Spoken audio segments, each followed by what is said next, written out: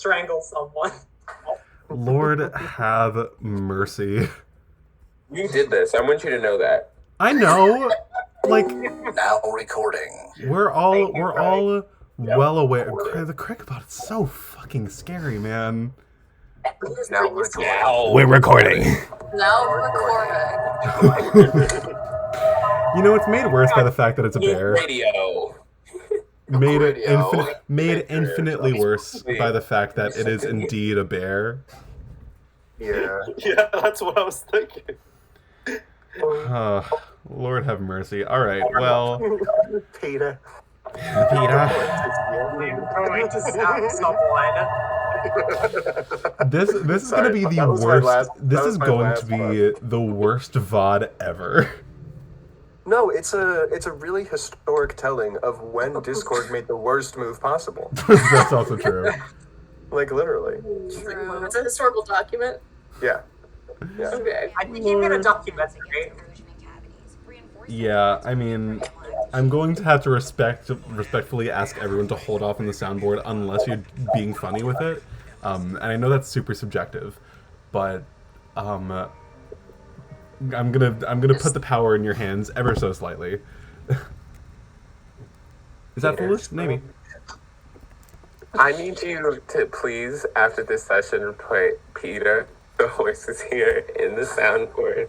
Or at the very least, it can just be Peter, and Peter. that's it. Peter. Sam, what do you use for music now? Your mama, sorry. I'm using the chip bot or whatever. That's you also should- Chip kind of uses good. Spotify. There's another bot that I know of that can work. Well, we're recording already. I don't want to like show everyone the process of me downloading another bot. Thankfully, this Another bot must be Probably downloaded. just thing in the background music. It's Oh, you know what you could also... Wait, Tommy, you know what you could also do? what? I've done this before. You can start an activity on YouTube, and everyone can join the YouTube, like, watch-along for, like, listening to something. That's true. The problem is that I'm a little worried because my computer's already like so mad at me right now. Yeah, I don't know if you can hear the fucking jet engines going off at the moment.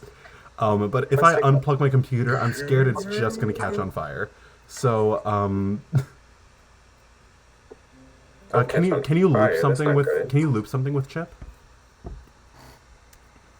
Yeah.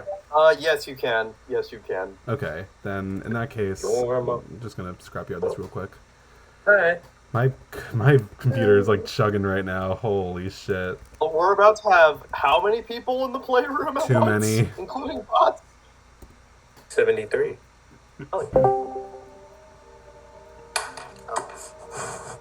Now, how do you loop, Sam?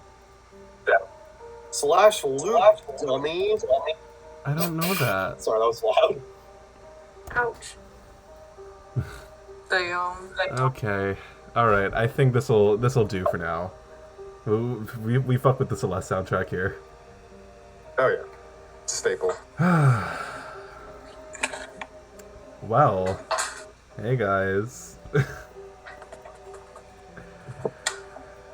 Holy shit. This might be where I might just cut the recording and just like start it here, just so that all that fodder is not included. Question. How do I turn down the volume of the music? You gotta like right click the bot and then there's a user volume option where you can just toggle it. Thank you. All right. Oh, perfect, because my eardrums were bleeding. Cool. Awesome. Well, you guys, it's been a while. Huh? Ew. Shit, I don't even know exactly where to start. Oh wait, yes I do. Last where we left off in the Elegy of Everlasting Winter. 10 months ago. God damn. Our hometown heroes... Nice.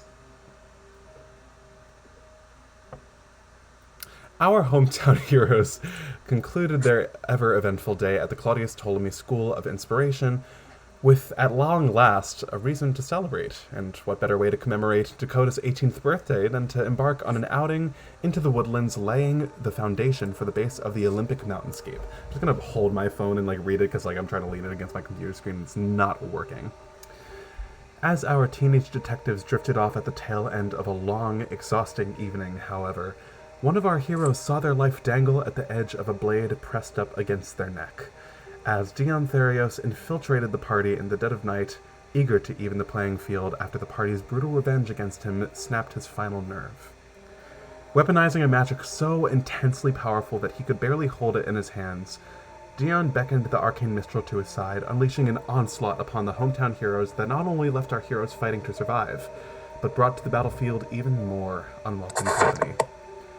With their position compromised and their accomplices diving far past overboard, Rovius and Cecilia were left with no choice but to play on the offense, stifling the danger around them and putting the battle at a standstill. With his friends hurt, his energy spent, and his life in the hands of a complete stranger, Pallas surrendered himself to Cecilia and Rovius, allowing himself to be banished to a realm lying far beyond Comet Heights to ensure his friends' safety. It is lying in the sickening silence, seconds after Pallas' disappearance, that we find our heroes, bloodied, battered, and bearing the scars of a battle they had no way to prepare for. A battle in which their embittered classmates have swiftly become the least of their problems. Now, with all that said, I'm thirsty. With all that said, we actually are not going to start at the scene of Pallas' disappearance. We're not going to start at the scene of the battlefield. We are going to start a little bit deeper into the woods, a couple minutes walk away from where our hometown heroes laid down to rest for the night. As we're going to cut to Enix. So, Bryson, talk to me. What has Enix out of bed at this point after all of the conversation in which they were told specifically not to do this? What's got them out here right now? I think they're really interested. I think Enix has been really interested in what, the mystery is. They understand that something's going on, and I think their connection to like these two divine figures has sort of placed them, has made them aware that they are sort of that they are part of something that is greater than themselves. And that they've never thought of themselves as the apex of anything before, but and they don't think that now, but they do understand that something bigger is at stake after having made these connections. And so I think with all the stuff that had been going on previously, they're just I know everyone told me no, but is it no because they're scared? Or is it no because they're or for, I don't know, practical reasons, but they're leaning into this idea of their friends being scared because they're so used to everyone around them being afraid of finding out information, being afraid of them, and being afraid of what they have to bring to the table. That's how they grew up. And so in this moment, they're kind of y'all are scared, but I'm not. And they take that idea and sort of run with it and go up to the mountain to see if they can find the place that Dakota's family, or see if they could find, I'm trying to remember, do they know about I don't think they know about the secret location, do they? They don't. Okay, so to see if they can find anything, anything related to the Aurora shards or something involving. Yeah. Cool. Yeah, something involving the Aurora shards. That was some fantastic flavoring. Thank you very much. Can you go ahead and give me a survival check? Oh boy. Oh, not bad at all. Woo. Woo. Okay. Yeah. Sorry. Okay, let me see. Survival, you say? Yes. That is a dirty 20. Dirty 20, fuck yeah. So, Enix, you are not... I don't think, and correct me if I'm wrong, Enix, you wouldn't consider yourself a nature person, right? In most scenarios? Yeah, no. Not like you're dressed for the occasion right now, but it's not something you're particularly well acquainted with prior. And yet, you find yourself navigating the woodlands sort of surrounding the town, kind of like building the sort of outskirts of Comet Heights. You find yourself navigating it with relative ease as you feel sort of as though something else, like another hand is guiding you down this path.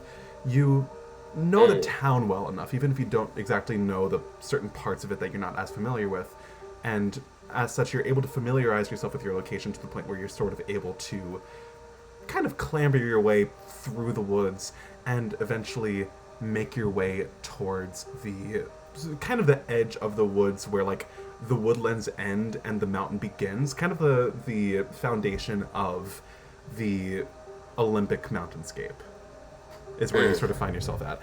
And as you're sort of pushing through the woods and, you know, try not to like tangle yourself in shrubbery, Bryson, here's a question. Yeah. Is Enix currently trying to be stealthy?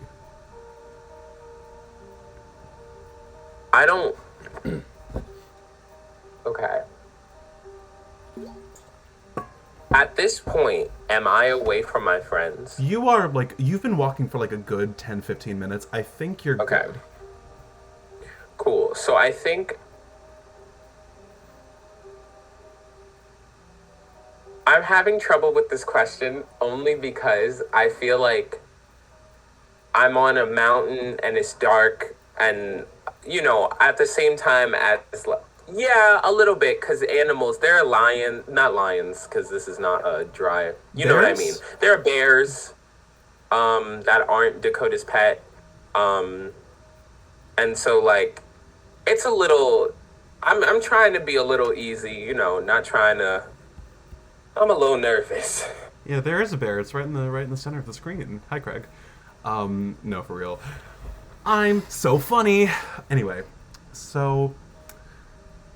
in that case, would you be so kind as to make a stealth check for me?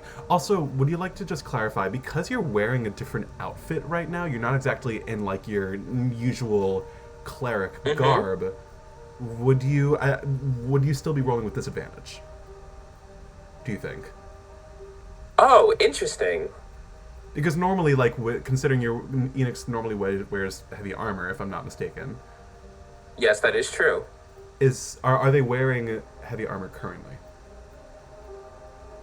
You know, I'm not making that decision. I'm letting you decide, like, realistically.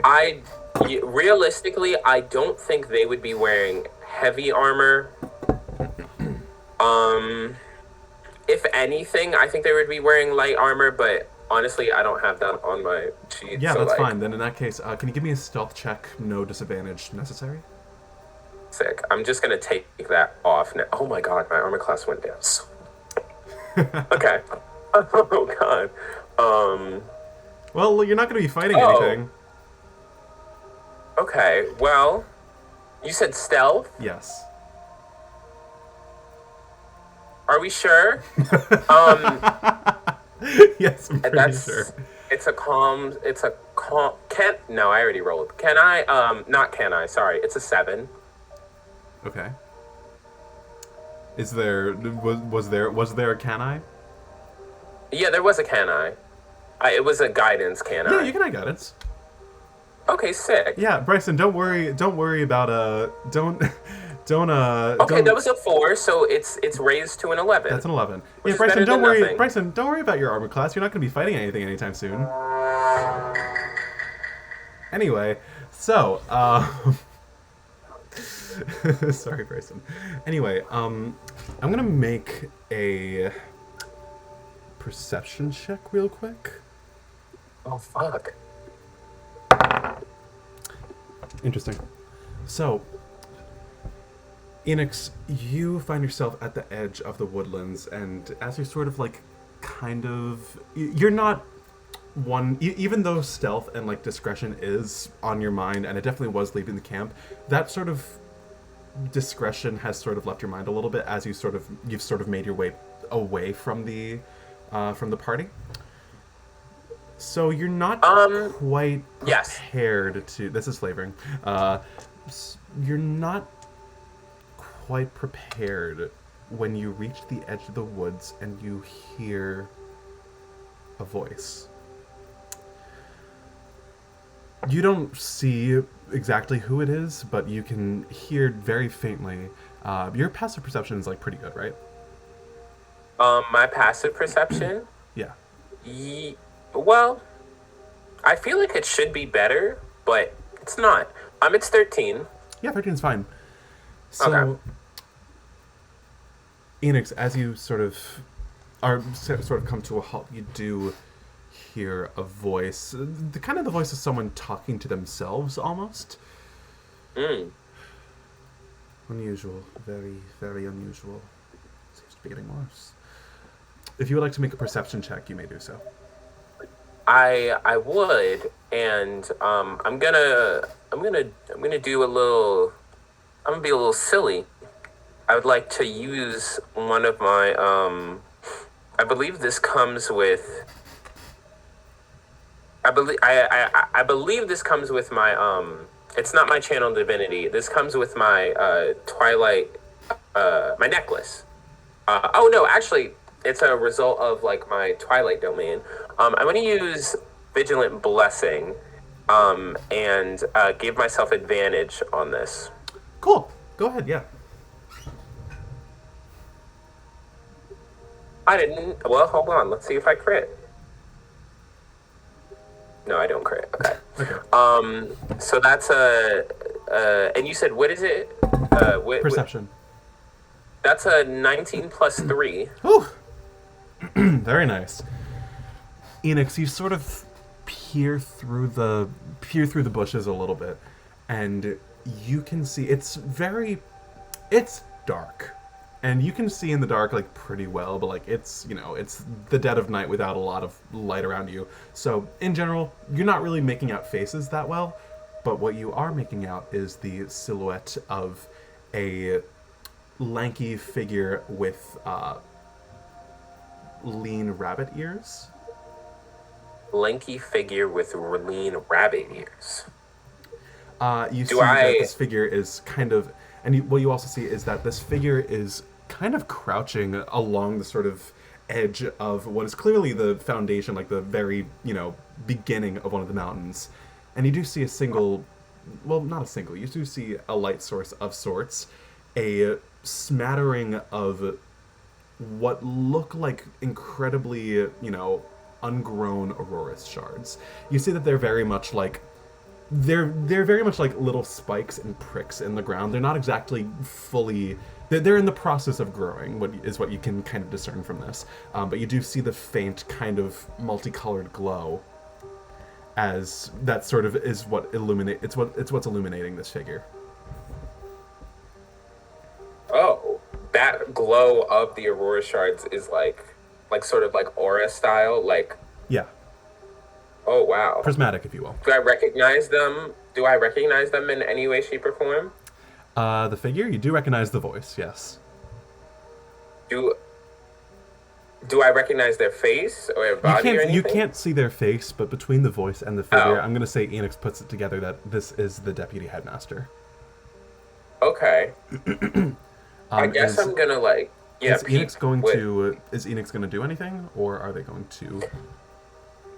I think they're gonna listen on and just watch for a little bit. I think what I'll do, because I have because one of the lovely things about being a little Twilight boy, I think I'm gonna try to. Oh, lovely. I'd like to cast. Guys, I'm doing a lot of things today. Everyone, I just need that to be known. Oh, I only get one of those, right? Sorry. Brain is braining. Oh, wait for that guy. let me know if I can do this. I'd like to use my steps of night, steps of steps of night to be able to be able to fly up because it's dark out, and see and like get a bird's eye view of what's going on with the headmaster. Oh yeah, you can totally do this. Yeah. I will ask for another stealth check. However, because it is nighttime, I will allow you to do so with advantage. Sick. Okay. That's really interesting. Yes. Okay. You said stealth. Yes. That's a dirty 20. Cool. So, you feel the sort of Stygian wings sort of burst out of your back. You give yourself like a little bit of a boost, like 10, 15, 20 feet up, and kind of position yourself at like the height of one of the really tall evergreen trees. So you've kind of got like a platform to sort of look down at. You see Cavalry very briefly turns around to look at where you were, not realizing where you've gone, maybe having heard something, but is unaware of where you currently are and is just thinks it might have been something with the wind. So you're just going to watch them? Okay. Watch him? Yeah, I just want to watch for a little bit and see, like, what the fuck is our deputy, like, principal, like, doing here? Cool. So you watch for like a minute or two as Cavalry is kind of just examining the Aurora shards for a little bit. At one point you see he breaks one off of like one of the more grown ones, breaks it off of its He crystal. touches it with his bare hands. Yes. Okay. You do see that nothing happens when he touches it. As he kind of like breaks one off and sort of like kind of looks at it, you do notice that as he sort of picks up this piece, like this kind of prism of the crystal, it is still infused with energy, but you see the root kind of like the magic sort of fade out of it, as he's just kind of like just being very incredibly observant, I think is the best word for it, as he's kind of just you see that he pulls out a notepad, kind of writing down a couple of notes. You watch him kind of do this for a little bit until you watch as someone else joins him at his little clearing. You don't hear him approach. You don't hear him like walking in the distance. You don't know where he comes from, but sure enough, you watch as another figure emerges from the woods where you were prior, very quietly, just like sort of stepping around the shrubbery and whatnot, the vegetation, and steps into your view. And would you say you're close enough where you can hear them? I would like to be. Sure. Okay, that's fine. You watch this figure. You can't see their face. It's not particularly dark, but again, it's a voice you recognize as you hear. So you've noticed it's getting worse too. You see Cavalry scrambles to his feet, whips around, immediately has his hands on his weapon, and when he like sees who's speaking to him, you see like a look of recognition across his face as he sort of, Queen Mab's court, you need to stop doing that. As you do recognize the voice of Rovius, the second figure approaching Cavalry. Well, it's not exactly like I can help it. He just seemed very ingrained in thought. You see Cavalry kind of like rolls his eyes. It's piqued my interest, to say the very least, but that's of no matter currently. You see he kind of sort of steadies himself a little bit.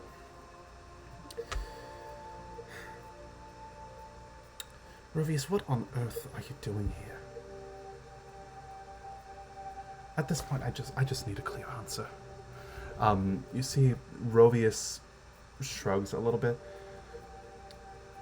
Well, technically speaking, my responsibilities have been, for the most part, dealt with. I'm more so here for reconnaissance. per se. You watch Calvary kind of like, what kind of responsibility is that with St. Nikolai? You see Rovius puts his hands up. Dealt with. All dealt with. I had to clarify who's speaking because they both have the same accent. Calvary kind of gives him a look as like, what on earth did you do to him? Nothing that's going to put him in any more danger than he already is in. He'll be alright. Honestly, how do I say this? He's not going to be much worse off than he is now at this point. He's but an asset. You see, you keep saying that, but I need to understand what has brought you here, of all places. Why are you here? Why are you here? And why is that woman here? And what was Saint Nick doing here? Like, what? I am watching pure chaos just erupt all over me, and there's nothing I can do about it, and I don't have a single answer to push me forward. You haven't...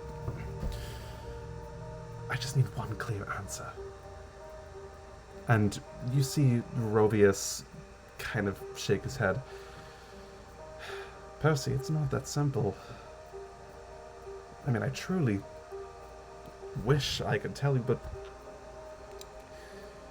to be quite honest, it's much bigger than yourself, or myself for that matter. And to be totally honest, it's not exactly my business. It's the business of that woman, then. Rovius, I wanted to trust you very badly. I have all of the... Quite frankly, I have all of the reason to. Given... He doesn't finish that sentence, it kind of just continues. My students are dying, Rovius.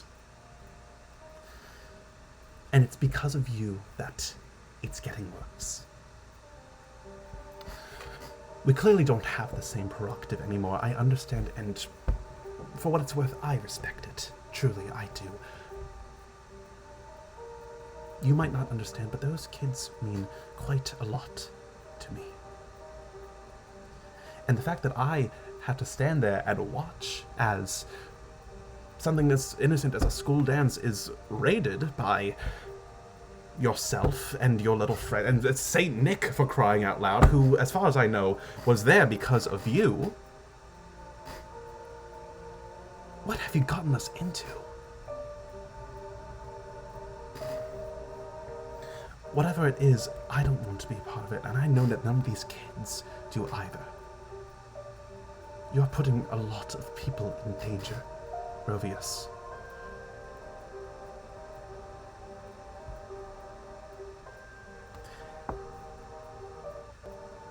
I'm not going to get an answer from you, am I? And Rovius kind of considers for a moment. Percy, a lot of people have been in danger here for a very long time.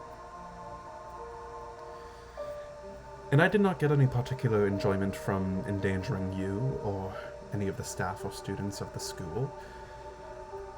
Quite frankly, I was hoping that some of those kids would, come out in one piece. They were quite helpful in a certain sense, but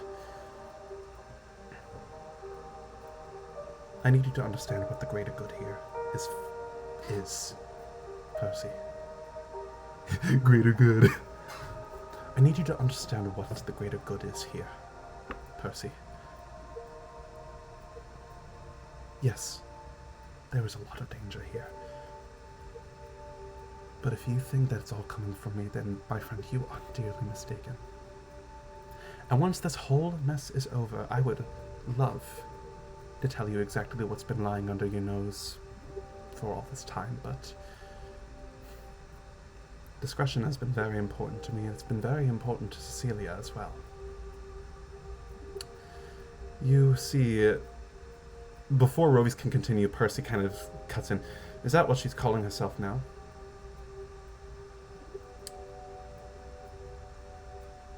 Rovius, I'm not stupid. I don't forget a student so easily. Rovius pauses, kind of grimaces a little bit.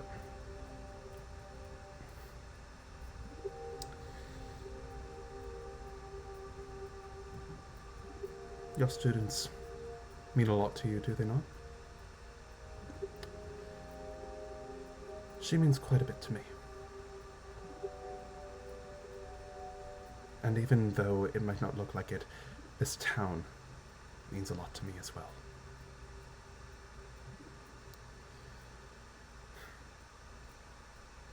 You're not going to understand now, and that's fine. All I have to ask you, Percy,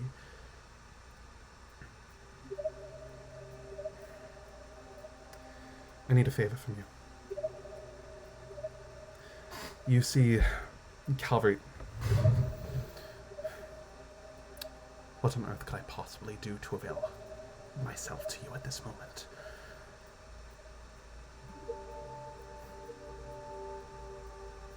You've been to the Feywild rather often recently, haven't you not? You see, Calvary pauses before he nods. More out of responsibility than anything else, but yes.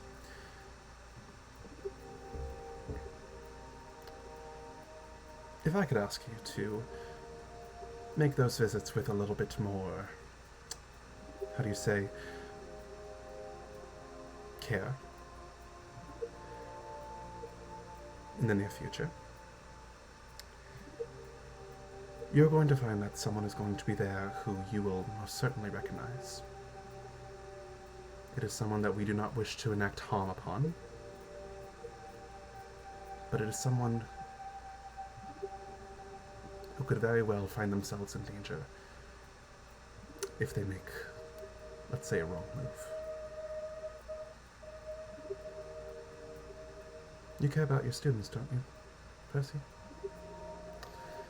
You see Calvary blanches a little bit.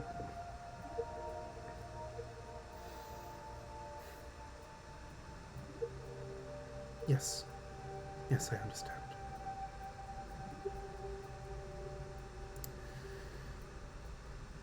But you are not to lay a finger upon him, Rovius, do you understand? We're not going to hurt him. We just need him out of the way. Just for a moment. And when this is all over, he can go back to his life as if none of this was ever a problem in the first place. But he is not safe here. Not right now.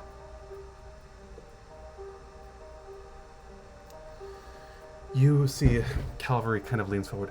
What would you know about this boy's safety? Without even missing a beat, or without even a single muscle in his face changing. I don't know, Percy. Why don't you ask her?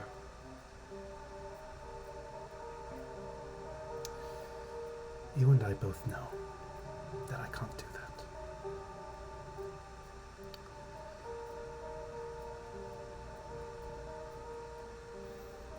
If I'm to help you, then you owe me an explanation after all of this. Because you cannot keep me in the dark for so long and expect a promise as big as this one. Percy, you've always had a knack for keeping yourself out of danger. I'm sure you'll be fine. And Calvary's ears sort of twitch. He looks away for a second.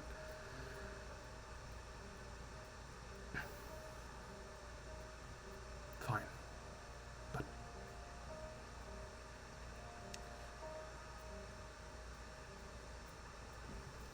if anything is to happen of that boy,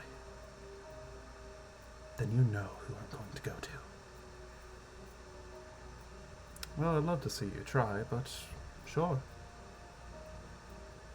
I like to keep my promises, Percy. And as Rovius turns around, you see he sort of like he stops for a second and kind of fumbles around in his pockets, pulls out a mysterious looking stone. It kind of looks a little bit like a stone.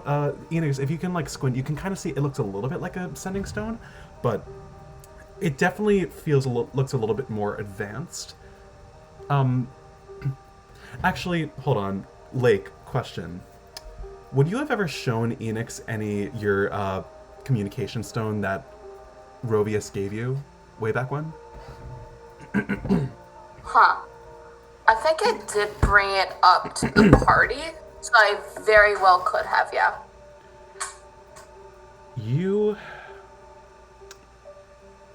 Yeah, Enix, you know what this stone is. I gotta say, and just in case if you're not sold on it, I did just get keen mind, so I do remember everything that has happened within the last month. Oh, is that the feat that you just gave yourself? Perfectly.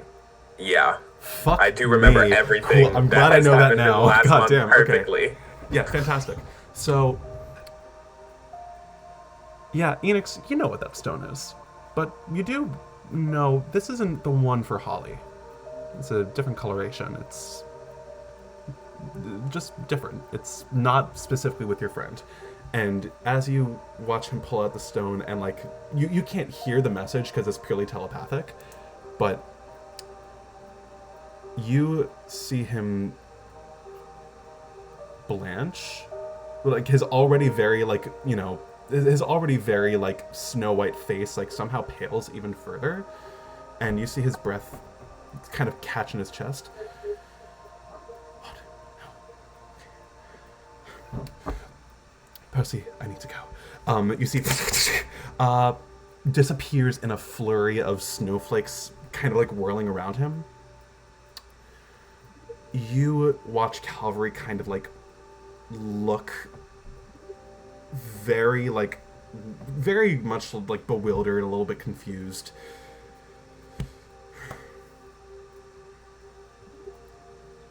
So he kind of gains his composure, picks up his staff, sort of looks up. It's all right, Enix Traughfle, you can come out now.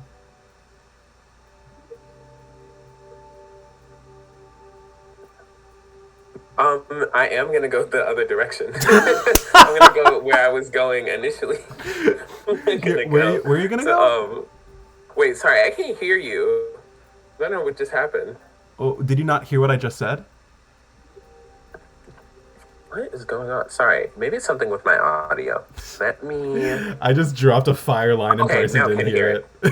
No, I heard it's all right, Mixed Traughfle, you can come out, but something weird was happening with the audio where it like got like super duper quiet. I don't know cool. what that was. Sorry. So, yes, you do see he looks directly up where you're sort of like hanging off of the tree. Dead eye contact with you. So I'm going that other direction. I'm not, So when you say other direction, you're gonna fly off back in the direction of the campsite? No. Where I was initially planned to go. I still have my goals. The opposite direction is like... The opposite direction is fully like back at the campsite. And... Oh, okay. Then I'm going to say one more thing to sort of like... Okay. Go ahead. As you... There's like a moment of silence between the two of you as he's sort of like gazing up at you, kind of like with a little bit of resignation in his voice, you can tell. And then in the distance, you hear a gunshot. I'm sorry. Oh no! Does it sound like Holly's? It doesn't sound like Holly's, but you know well enough to know that is the direction of where your friends are camping. Damn it. And then I say, okay, so I'm gonna look at Calvary and be like, we're gonna have to talk about this. And then I fly the other direction back to the camp. Great. Did you say we're going to have to, or we're not going to? I said, we're gonna have to talk about this. Great, fantastic. Okay. You begin soaring across the night sky, heading back to where your friends are. And we are going to kind of put a little bit of a capper on that real quick. I'm going to run to the bathroom very quickly before we continue. So I will be right back. Play. Holy shit. I think it. Holy shit! Is Celeste? So homegirl is Celeste. That's crazy. Confirmed. Hard confirmed. Like, Heard it like, here. I know that we've had theories about this for like a while, but like, it's actually confirmed. This is upsetting. I think Tommy did such a good. Tommy's still recording, so they're gonna see this later. Tommy, you did a really good job with that scene. It's crazy how you did all of that in one scene. It's too good, even. It's You're so good. You're cheating. Tommy, I'm gonna say Tommy, it. You're cheating. I You're worked top so tier, yeah. hard to make scenes half as good as that. Nah, you're cheating. You're cheating.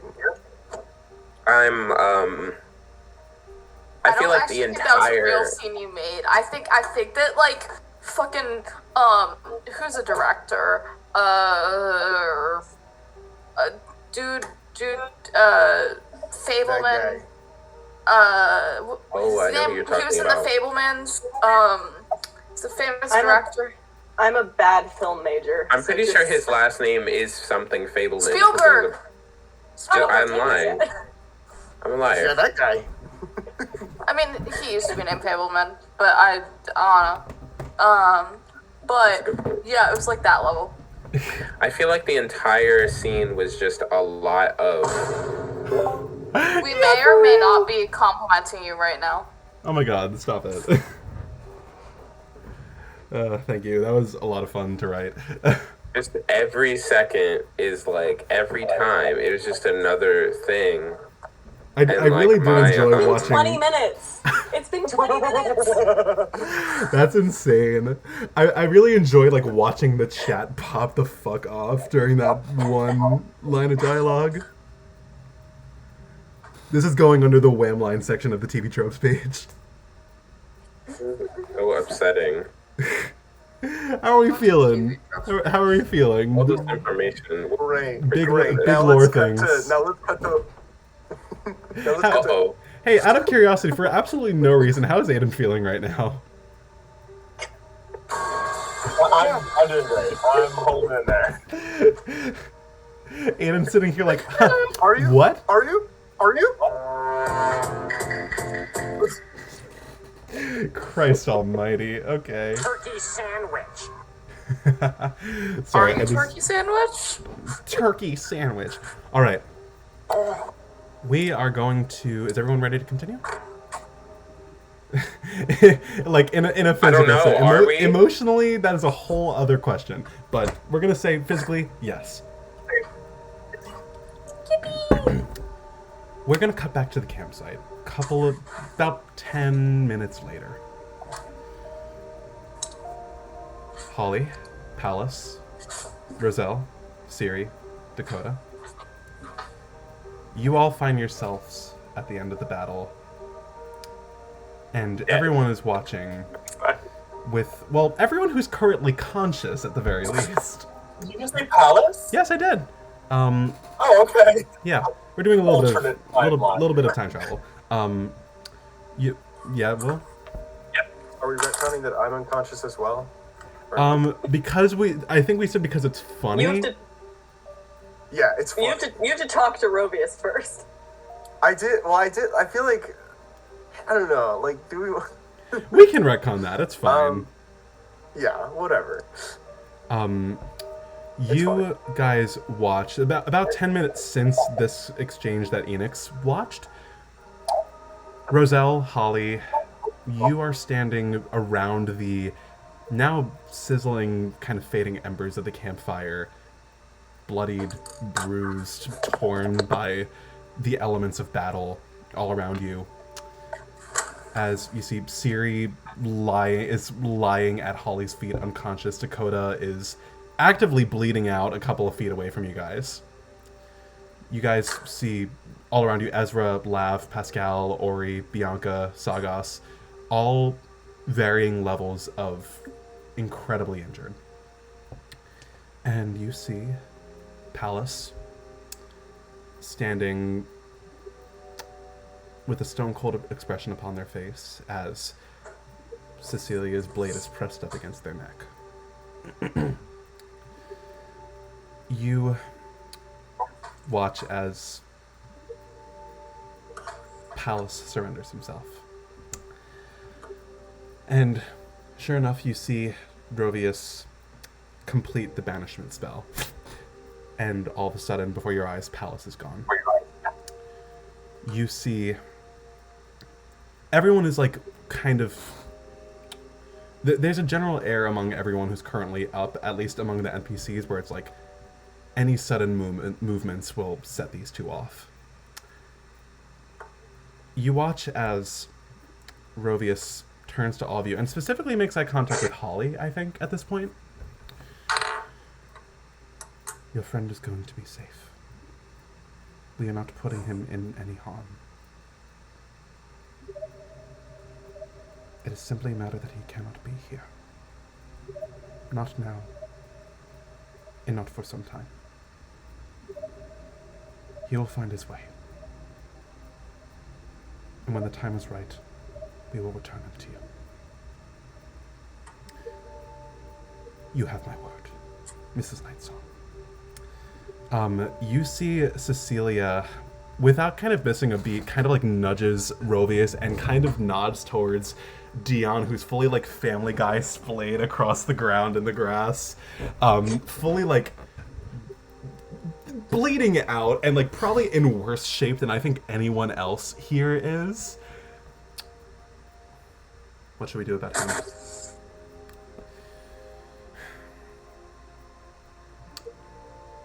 He's made himself clear as a liability. I think we can send him home for the time being. And you see Rovius waves his hand towards Dion, and just like that, Dion, in a very similar fashion to Pallas, is gone.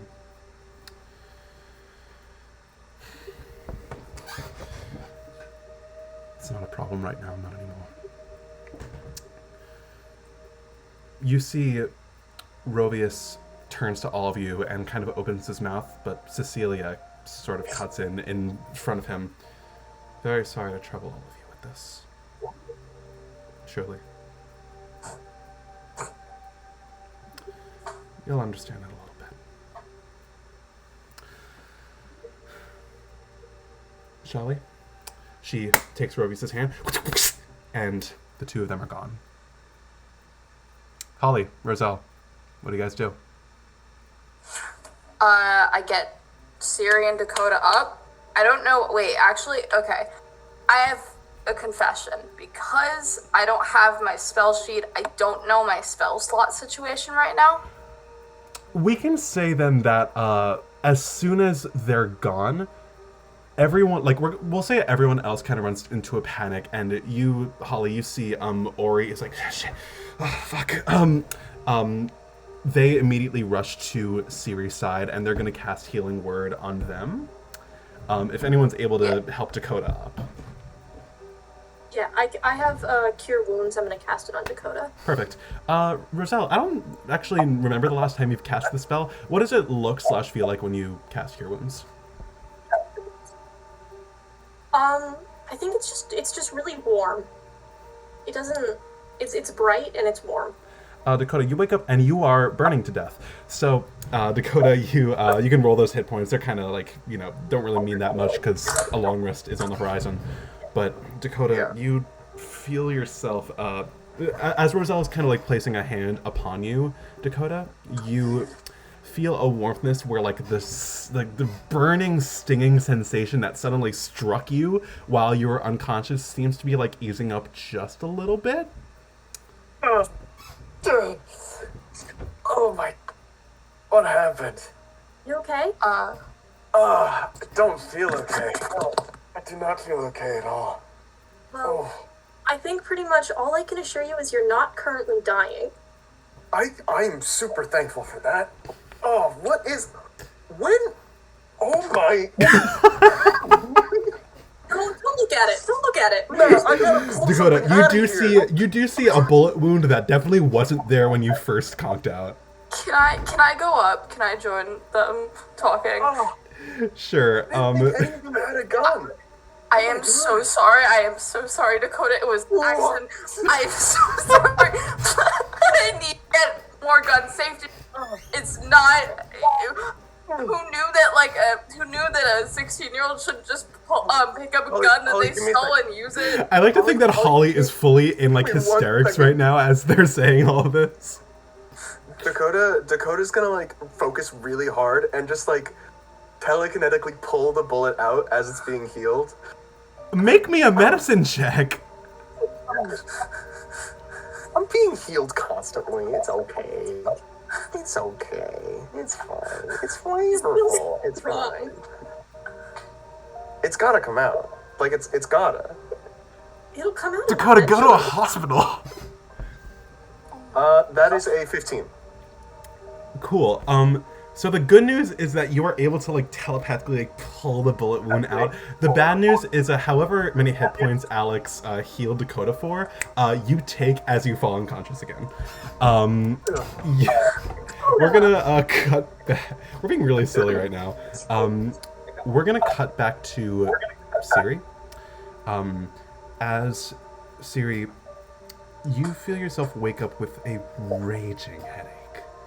As you once again you feel like a sort of fuzzy warmth drift through your body that kind of like stirs your soul awake and pumps some blood into your muscles so you can finally like kind of like actually, you know, get a sense of your surroundings. And you do see Ori's big red eyes looking down at you. Hey, are you up? Where's everyone? Is everyone okay? Holly and Roselle have Dakota. Pascal's lab is fine. Let me help you up. They kind of like lean you up very carefully as your vision kind of comes into focus a little bit.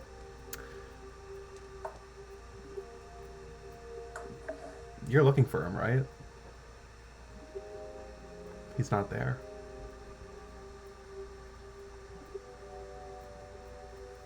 We're missing one.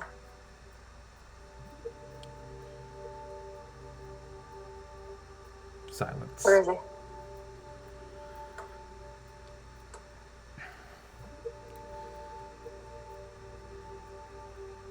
What happened?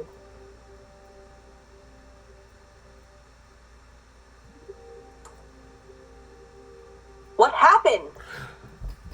Yeah, Dakota. Yeah, Dakota? Can I be back up now? Yeah, you're back up. Okay. Dakota kind of like leans up. I'm sorry, Syriie.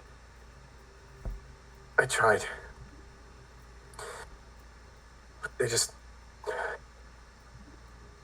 They had a knife to their throat. I didn't want Pallas to get hurt. They went willingly. And I wasn't I think strong enough to interfere.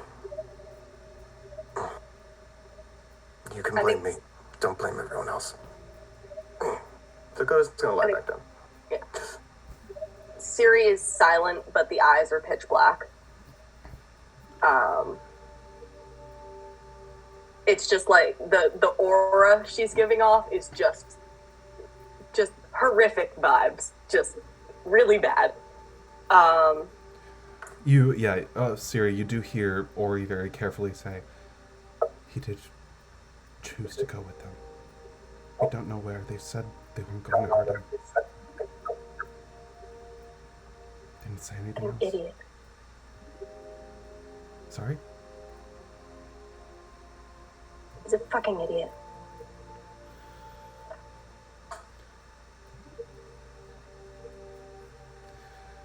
Syriie, they were going to blow through all of us if they didn't blow through him first. Alright, let's get this shit handled. Syriie's gonna pull out her phone. Does she have any signal?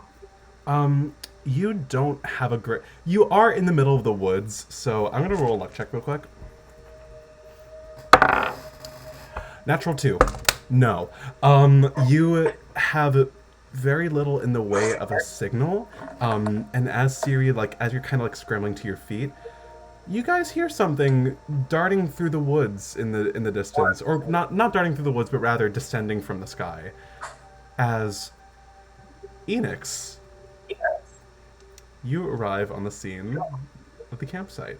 Hey. You see. Hey. You see. No, that's not. Yeah. That's not how I enter. That's crazy. That's not how I enter. I was gonna say. No, that's not how I enter. Imagine. I start with like a. I think Enix is just like taking in sort of the like destruction and like decimation of like the camp. Yeah, you see the tents are like tattered. There's debris and like rubble everywhere. Almost all of your friends are like gravely injured in some way. Lav is here for some reason, and you do pick up on you see Emerine is kind of like sprawled out on like a boulder a couple of like a good couple meters away, and you do pick up on the fact that Pallas is gone. As you land. Yeah. So I want to do two things. Just off rip, I think they kind of like, I don't think they have time to process what's going on. They just see like their friends in like mortal danger, and like the first thing they do is cast mass healing word. But I think they're gonna cast it as I think they, given the circumstance, I don't think they're gonna need this other 4th level spell. So I think they're gonna cast it as a 4th level, so that they now heal, increases the heal. Oh, well, it doesn't increase. Oh, okay. How many folks is there right now? A lot. Well, in total. There's, I think, 10 plus Emerine. God damn. Okay. Who looks the most fucked up? It doesn't really heal matter. Emerine. It doesn't really matter. Don't Like heal the numbers do not matter at this very moment. Okay, so I'm just gonna do the mass healing word on everyone. You do choose, right? Wait, but you do choose Yeah. to get healed by this. Okay. Yeah. That's why I'm just asking, like, who looks the most like messed up right now? Syriie, Dakota. I think, if I do remember correctly, Sagas is pretty fucked up.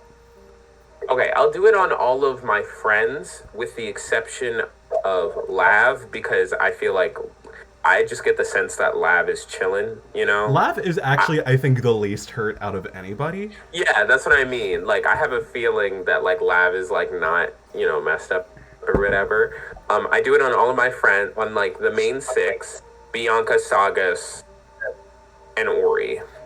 As you sort of like wave your hand to begin to cast the spell, you feel a wrist grab you, and you see Bianca looking up at you. Enos, where the fuck were you?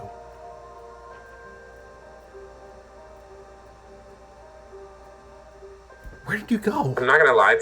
I'm not gonna lie, Tommy. You caught me off guard. You caught Bryson off guard with that. So, I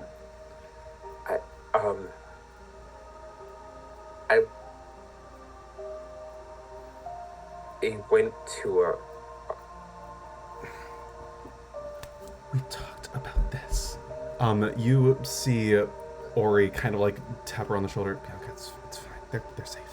And kind of like pulls her away a little bit, but you do watch her walk away, and no insight check needed, with a look of hurt on her face. No. Okay. So. Yeah, I'm just gonna say now, because just for the sake of like not rushing but rather pacing, I'm gonna give each of the 5 people here one major thing that they want to do right now before we move things along. Because spoiler alert, y'all are gonna start hearing the sound of sirens in the distance. Is it me first? It can be any order, whoever wants to go first, really. So did I already cast the thing? Yes. Okay, cool. I just want to make sure that let me roll just to give people health. Sorry guys. I think Tommy said we're getting a long rest, so it's kind of. You do not need to roll. Well, never mind. You guys are good.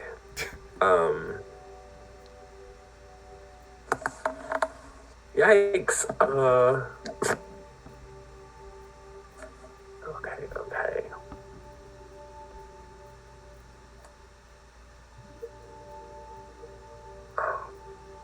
Dakota, seeing Syriie fiddling with their phone, kind of gets up, goes to their tent, pulls out the emergency radio, and kind of tosses it to her. Okay. If you want to make a call, go for it. It connects to the nearest guess. tower. You can get emergency services here. Yeah, I'm gonna try to get. But why am I blanking on Pallas's mom? That's not Pandora. Celine? Celine, thank you. I'm gonna. Would I have either of Pallas's mom's numbers? I don't think so. I really don't. Okay, then. Siri's calling her dad. Okay. Would you be able to do that with the emergency radio? I think if it connects to whatever towers, it's just going to say get admin or Neverward. Okay, cool. Cool, we'll do. That sounds good, rather.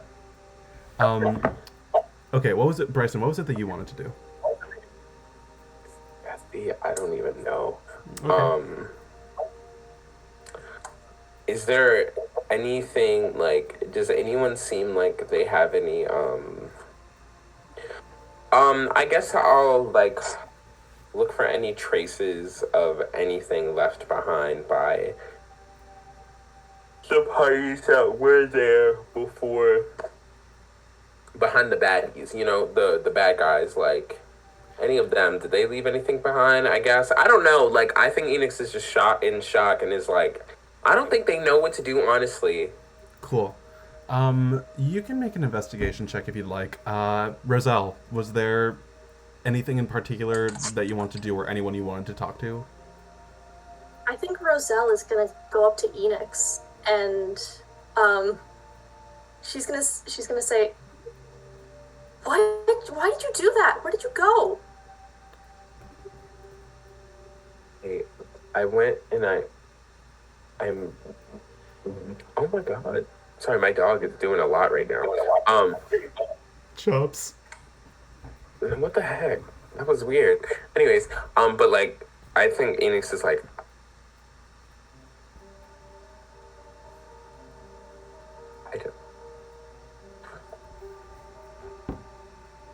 I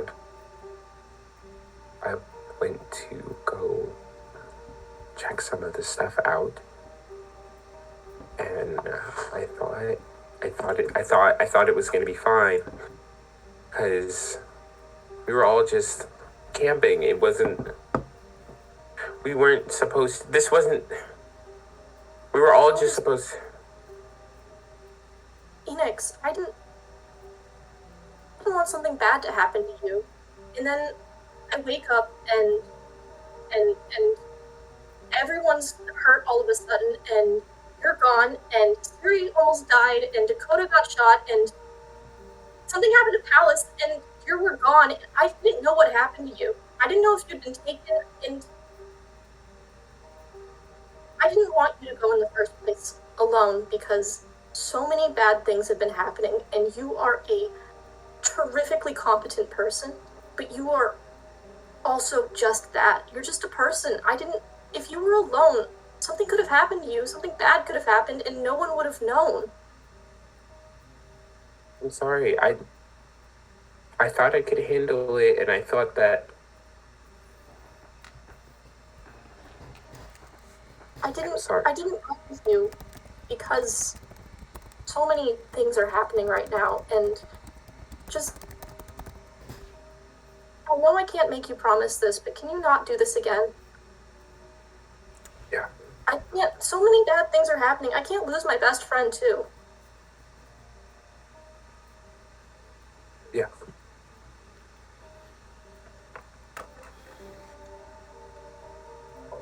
think Enix just gives Roselle like a very like a deep hug, Okay. but like a deep and then like cries and like cries into Roselle.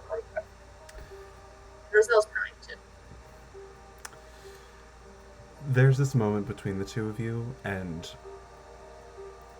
all of a sudden, as the two of you are hugging, Enix and Roselle, you both kind of feel like a strong, soft warmth beneath your chins.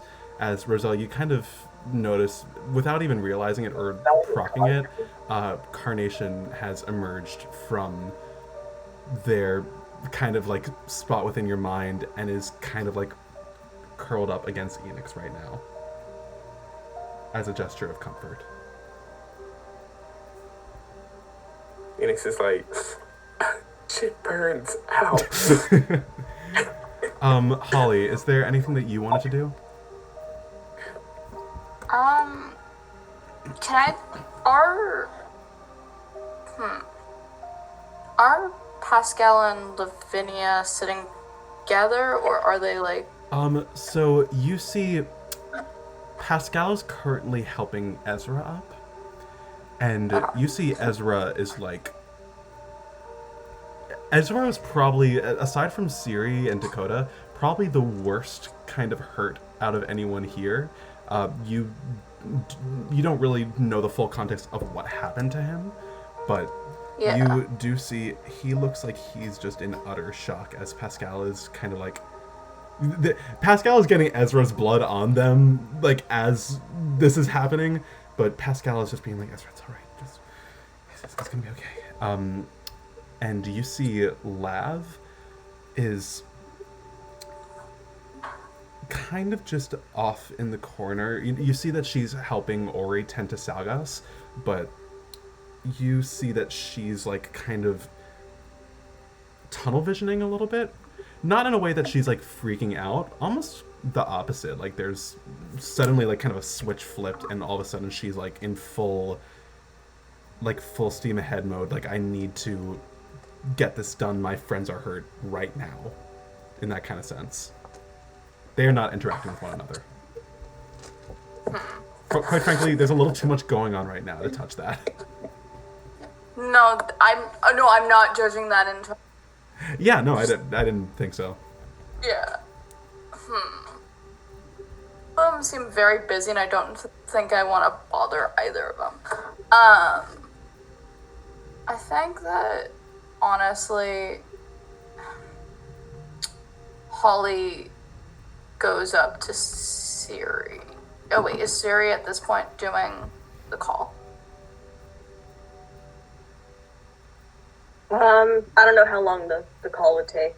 I'll get to Syriie after Holly, I think.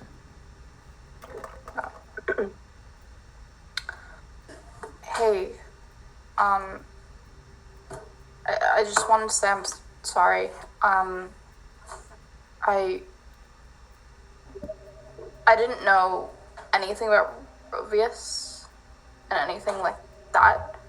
I also just...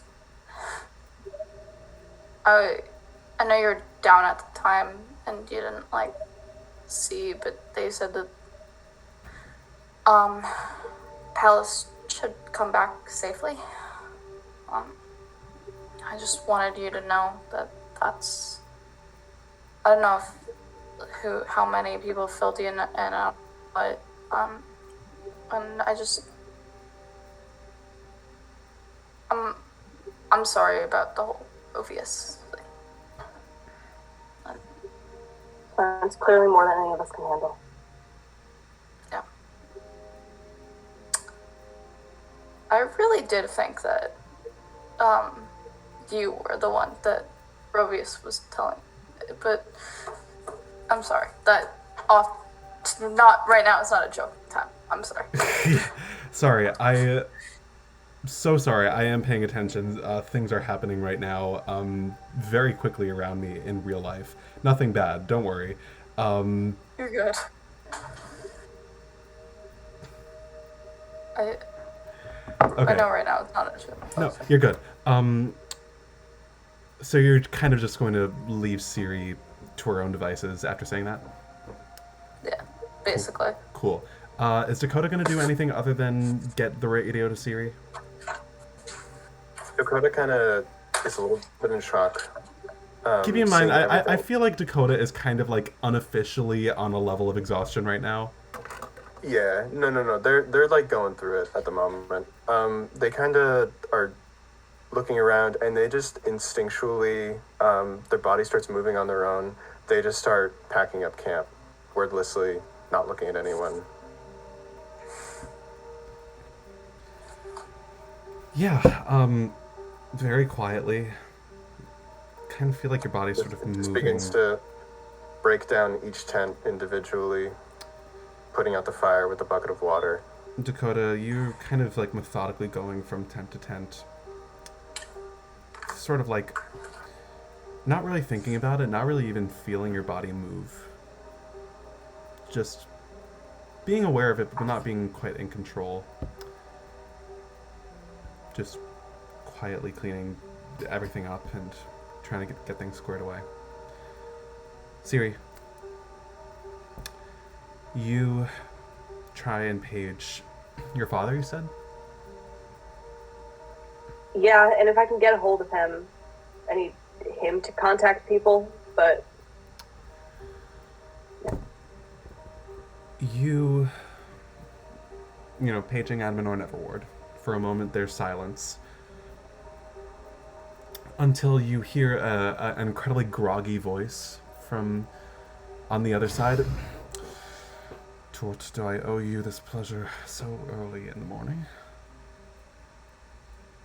I'm contacting you not as my father, but as my lawyer. Syriie? Father? What? There's been an incident. What's going on? Where are you? I'm on the mountain with my friends. I'll give you their names. I need you to contact their parents. I need you to contact Pallas's parents. Syriie, what's going on? What has happened? I don't know. But things are bad.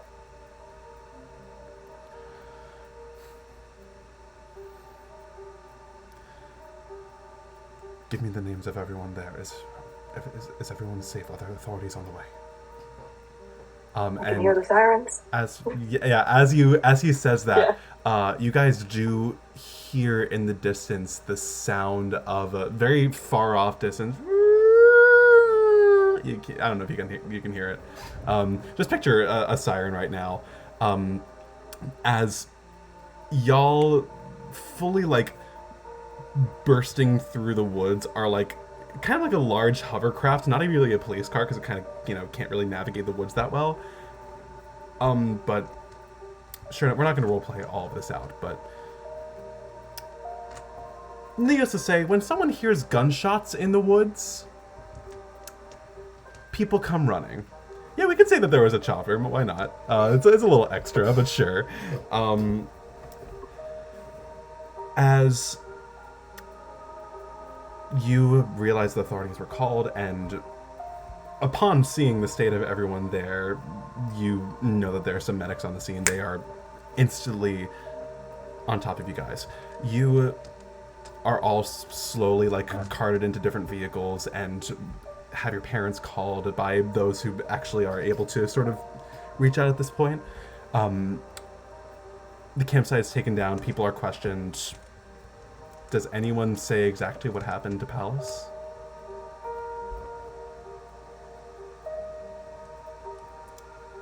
I'll take that as a no. I don't think Syriie entirely knows. Yeah, that's the thing. I have a question. Do I know? Because I'm gonna say like I you weren't there. I'm going to say that at some point Lav pulls you aside and fills you in. I asked that because combining the info that I learned from the conversation I overheard with the because the thing about the student, the him pronouns, the very soon this is about to happen, like and then combined with the fact that Lav just filled me in that Rovius, like, disappeared homie, would I be able to, like, put those dots together? I'm going to say make me an insight check with advantage. Okay. Oh, so that's a nat 20. Very much so. You are absolutely certain of it. And with my insight, that would be a 26, but it's a nat 20, and I don't need to roll again. Yeah, well, you didn't really need advantage there, huh? Roll for double crit. Roll for double crit. Reverse Snake Eyes, let's go! It's a nat 1! You needed that advantage. You really needed it. Well, interesting. So, Enix, you know, there is no, in your mind, there is no way that these are just isolated incidents. And as you are sort of being questioned by, like, at a certain point, there are members of Amidst on the scene.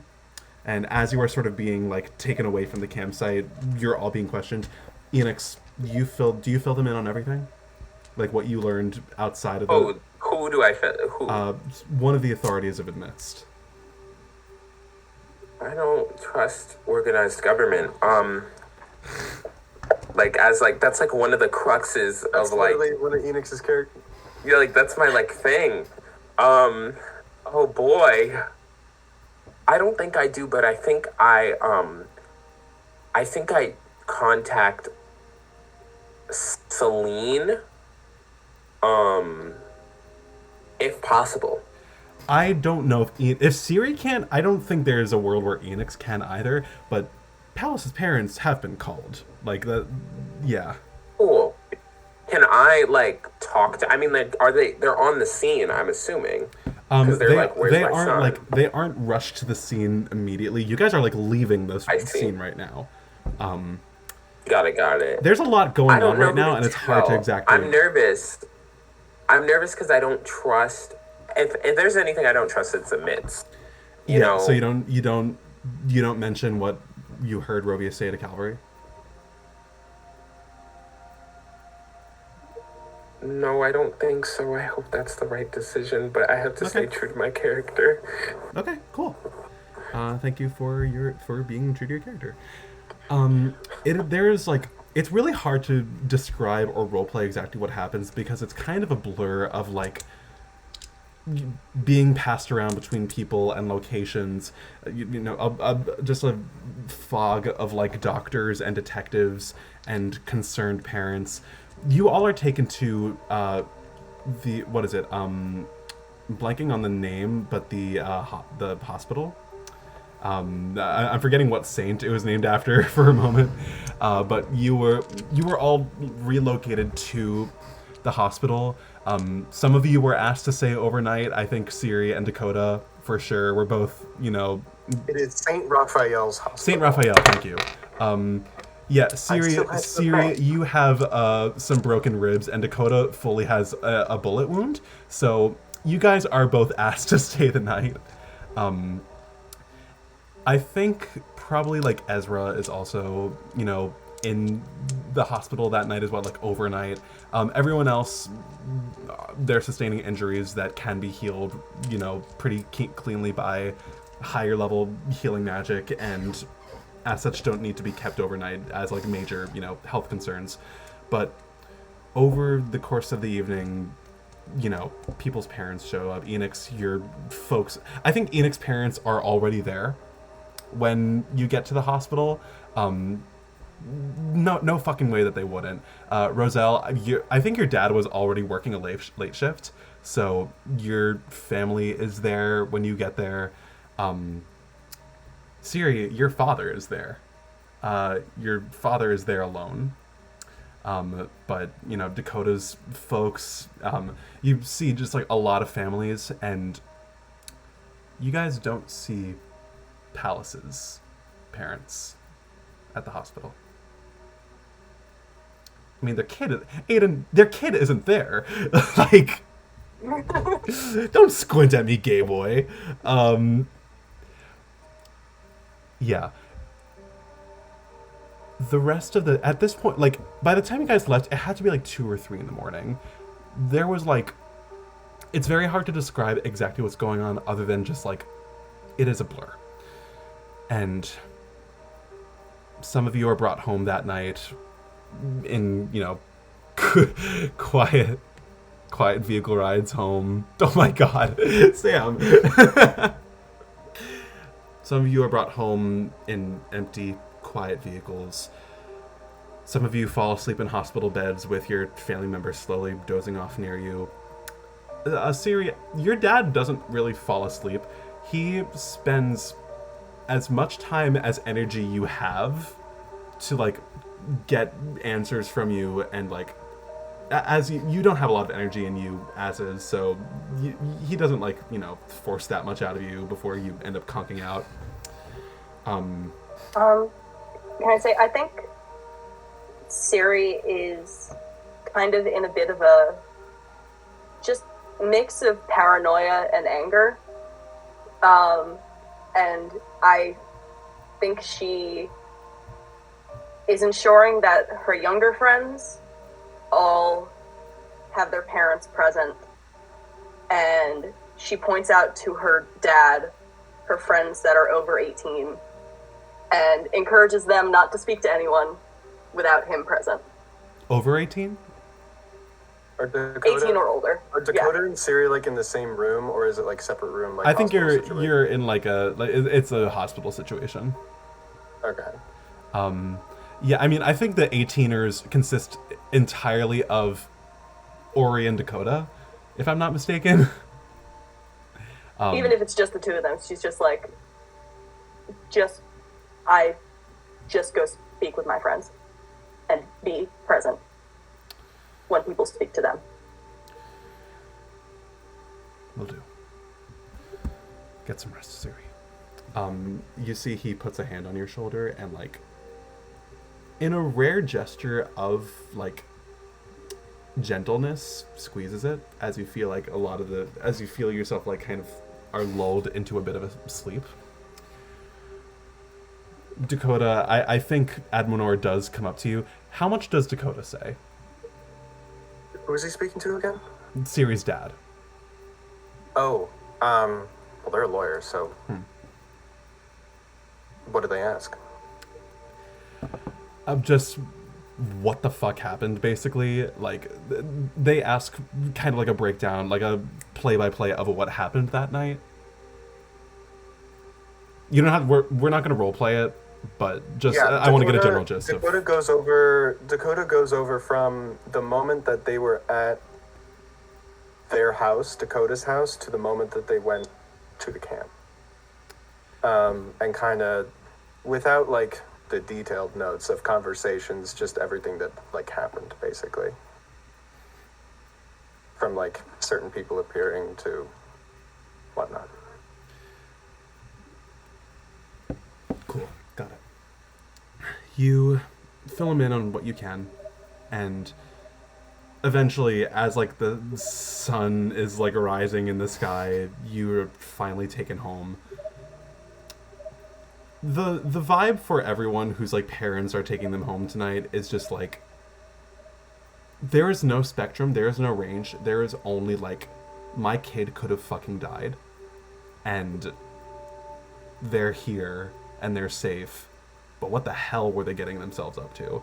There's a lot of, like, concern. I think there's, like, varying levels of asking questions. I think, Roselle, your parents are asking a lot of questions right now. Where, on the other hand, I think Enix's parents are keen enough to know their child has had a hell of a night. They need to, like, get a little bit of rest before anything really further happens. And sure enough, the night draws to a close. The next couple of days are a myriad of questions and answers and problems and solutions and just paranoia from everyone that you guys talk to. As you guys know, this is not the first time that a person has disappeared a young person, particularly, in a very similar area. And 2 have in the same span of one night. Does anyone mention what happened to Dion? I'm gonna ask that. Dakota does. Dakota does for sure. He reports Dion missing in action as well. And what they did. And what they did. Not like what they did. Yeah. did I also want to make it clear there's one more person who does stay overnight, and that's Emerine. Does stay stay at the hospital. I don't think you run into her before you're let out, the 2 of you, but she was taken in and is alive, to say the very least. The weekend rushes by and it's a headache. There's just a lot of people and a lot of questions, and not many that you can provide many answers to. And just as like a general check-in, like right off the heels of this, we're gonna start with Roselle. Where's your mind at right now? Pallas is mysteriously disappeared, same with Dion. Everyone just got really hurt, and you feel like you've gotten yourself at the center of something really bad. Where are you at? I feel like Roselle is really focused on what she didn't do. If that makes sense. Like, she spent most of the last battle making sure that everyone wasn't dying, not inflicting a lot of damage, and really what she's focused on is, oh my god, if I still had my cleric abilities, I could have helped so much more. And Yeah. she's freaked out too. Yeah.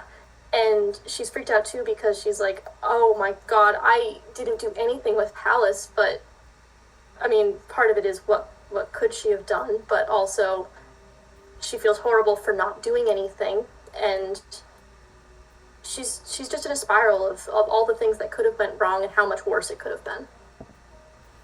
And her parents constantly badgering her with questions about what was happening that night is really just making it worse. I can imagine. Enix, what's going on in your head right now? I think that Enix has like, over the weekend has like just entered a place of solitude and defeat. I think they thought that they're coming off of like something where they thought that they were doing a good thing for like, this mystery, trying to figure stuff out, trying to like, do something, and like in the process, not only has like all of this construction, like literal construction happens, someone is missing, a palace is missing, but like in addition, like they have caused like genuine pain and anguish to like their friends, and they are like grappling with like the fact that they have been so caught up in like attending to their own agendas that they haven't been a really good friend in the last like few months, and specifically in that night. And so they've started to almost not feel worthy of that friendship, and hasn't really been participating, or like hasn't been reaching out or anything of the sort, or like, yeah. And I think the only way that what they do try to do is they try to, even though they're in like a sort of state of depression because of it, because they're like, oh my god, like everyone could have died because I wasn't there, and because of my own selfish blah blah blah blah blah. I think what they try to do is try and like help fix it, and they're like, I have to like try and make this right or whatever. And I think that I think they're sitting on that information, but what's going on with about all the stuff that they heard about, between like with the dots that they connected, and the fact that they kind of know what happened to Pallas. And I think that they, if anything, they would text Syriie, and yeah, but like would just text Syriie like, hey, like something along the lines of like, hey, I think I know some. Pizza, question mark? Because, that's code. Oh. Cool. We'll touch that in a little bit. Thank you. Holly. What's going on? Holly is completely wrapped up in the fact that she shot Dakota. I'm sorry, that's not funny. No, you're fair. Cool, But, like, completely wrapped up in it. Like, to the point of, like, she's figuring out target practices, like, literally researching, like, gun training, like, to just make sure that this never, ever happens again, because she is terrified of hurting one of her friends ever again. She just does not want this to happen. Really sweet, but also fucking insane. I know, yeah. No, that is what she is. She's really, but also fucking insane. I love Holly so much. I love you, Holly. I missed you. Alright. Dakota, talk to me, man. Dakota definitely sleeps for at least a day. Whether that's in the hospital or back at home, the timeline is pretty much still the same. Their depression hits a bit different. Just kind of feeling physically weak in the literal sense and also the mental sense. They weren't strong enough to save Pallas. That's just what it was. At some point during their recovery, they kind of like, they look over like their gloves and the runes, and they just kind of, he just starts breaking it. He takes one of his cloud runes and he just crushes it in his hand.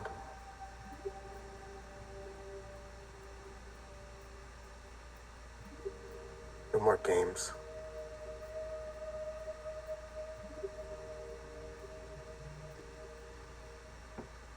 So you can, like, fix that, right? Anyway, sorry. Oops! Didn't mean to do that. Did I do that? Anyway. Well, I didn't skip you. Well, wait. I didn't skip you. I thought it would be appropriate to save you for last. Syriie? Where are you at? Yeah. Syriie's in a very similar boat to Dakota and Roselle. I think somewhat opposite of Dakota, she gets back from the hospital and she doesn't sleep. Very much should, but just does not. I think she's just going through a cycle of, like, during the day, she is just kind of in her room, silent, like, just not interacting with anyone. And then at night, she is out her window and just taking her anger out on just whatever poor tree is just nearby her house. She's just in the woods, beating the shit out of whatever she can find. Broken ribs or no.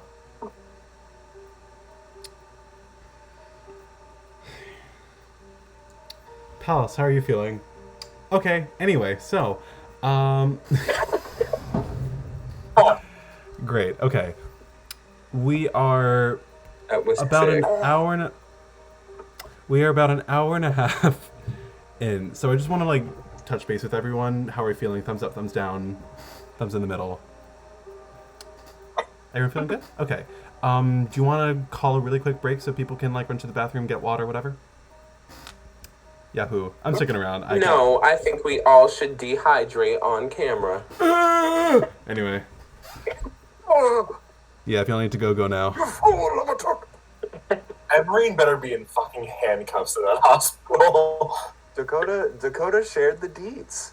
Emerine wasn't invited. Also, she fully stabbed Pallas, which no one else knows. But also, there's a very complicated situation with Emerine. Yeah, no, there's definitely something this there. period is going to Syriie be for y'all is to, proud like... that she stayed overnight in the hospital. Yeah, Emery cosplayed as Pallas's boyfriend, wooed him, and then stabbed him in the stomach. She Lord deserves to be in have prison. mercy. Tommy, Yo. I can only have 3 runes at once. Yeah. Yeah, I can change runes with my level up. No, I figured that was a joke. Yeah, no. But that was really good Yeah. flavoring. I genuinely, unironically, really enjoyed that. So good. So good. Yeah. Sid, how are you feeling? I'm fine. Cool. Just wanted to touch base. Sorry. No, you don't have anything to apologize for. Wanted to make sure. Like, I will say, Alex, I think my heart broke just a little bit when you started talking to Enix. Like, actually. Good. Yup. Yeah. No thanks. I don't Yeah, know. that hurt. I feel like Roselle would have been freaked out about that. That's a real calling in moment that was so necessary, and it honestly changed the trajectory of what I had planned. Which I fucking love. I You know what happens when someone in your party roleplays something so hard that your brain chemistry gets altered ever so slightly? I was there when Arielle had her speech. Oh, Lord. You're gonna love what I said when you walked away, Tommy. Oh, no. I gotta look back at the VOD and hear y'all talk shit about me. That's gonna be great. It's just vile. It's just absolutely vile. it's actually crazy. Yeah. It was like, it was out of pocket, but it's really funny. I think you're gonna laugh. I think you're gonna be like, oh my god, but like you're gonna laugh. Wow, I can't wait to look at the VOD. Christ almighty. No, wow, I can't wait to look at the VOD. Oh my Can I god. take a break? Is it just like stuff to sound more time? This is for all the neurodivergent people who like need to get it out. Wow, I can't wait to look at the Christ almighty. Can't wait to look at the bird up. The Aurora Shard is real. The Elegy of Everlasting Winter is real. Toxic as hell, Sam. Come on. When Robius and Deputy Cavalry are having a conversation. No. When they mention the Feywilds. Friends, I got snow. What if Pallas is sending Gage back to Syriie? This is Pallas in the big wild or speed it up. Like, so you're gonna process anything. Pallas during the fight when he pulls something off, that's really good. I ate here. When Cavalry I'm just says, waiting. I'm waiting to see if the sending goes through.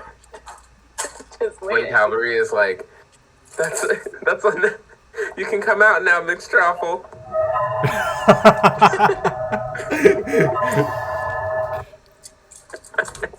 when he said that for real.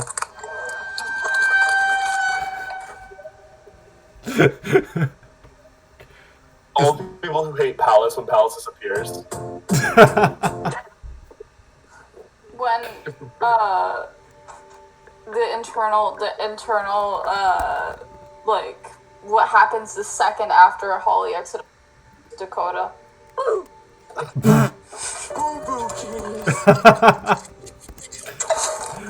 When Enix tries to cast a spell and Bianca grabs their hand.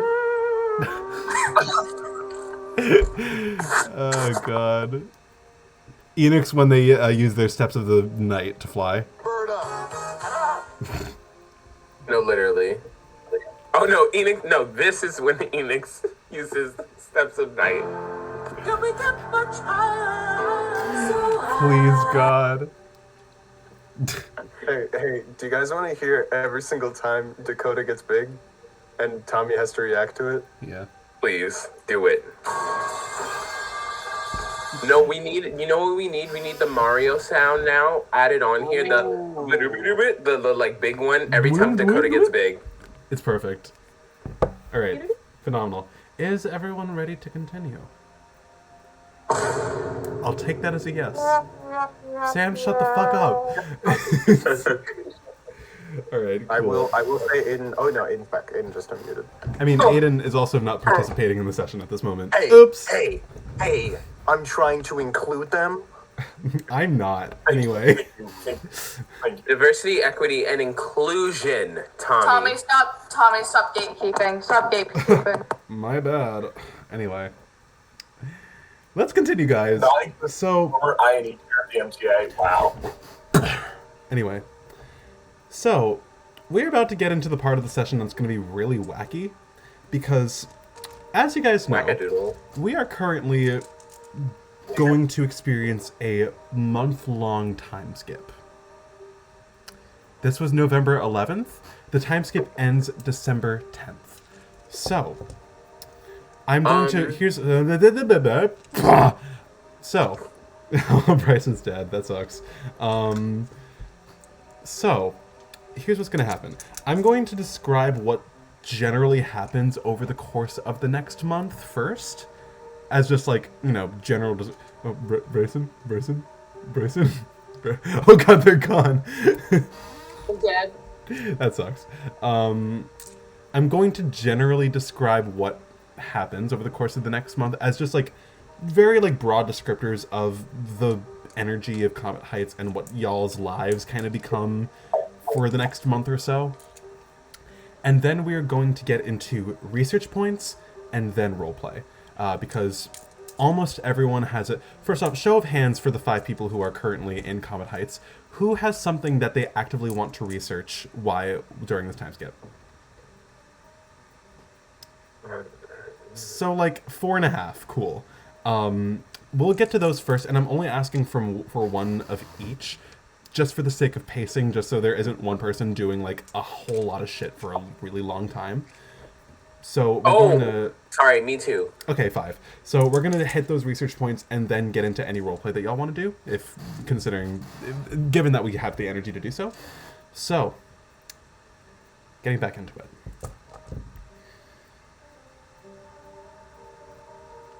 Comet Heights without Pallas feels empty.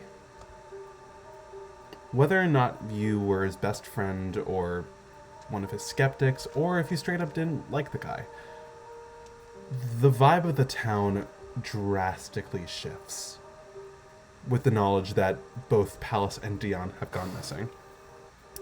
There is, to some extent, a general awareness of what has happened, Pallas having been magically captured, to say the least, by these 2 mysterious strangers who have now been identified have been identified by name and face at this point.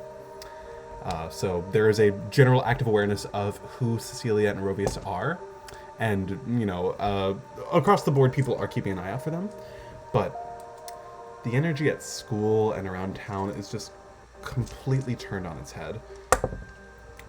It does get back into its regular groove at some point, but for a while, School of Inspiration is grim, to say the least. Whereas a lot of you guys have been receiving attention for, like, just generally being caught up in these random exploits around town, being, like, you know, ones getting attention because, like, you were there for the attack on the Tunnel Day of Change, or you were there when Elwoods happened. There is a very stark awareness of you guys being there that no one is addressing. Perhaps out of respect for your boundaries, or perhaps because people don't really know what to say. Slowly but surely, things start to crawl their way back to some attempt at normalcy.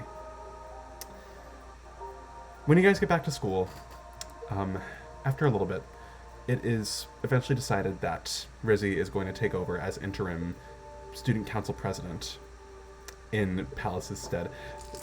Shut up. Because this is not the American government, and I'm not putting Syriie through that. Rizzy is decided upon as student council president. And things just kind of like try really hard to get back to normal. There is a lot of work put towards counseling efforts, a lot more than you guys have seen before. There are some like announcements made about it by Hopebringer. Hopebringer doing his job much more actively, you notice. I don't know if any of you guys would actually go to him, but those efforts are being made very clearly. But school's just not the same. There's an empty spot at that lunch table, an empty chair in that sorcery classroom. There's an emptiness there. And the paranoia is not helped by the fact that you guys notice, Enix, you in particular notice this, haven't really seen a lot of cavalry over the last couple of weeks.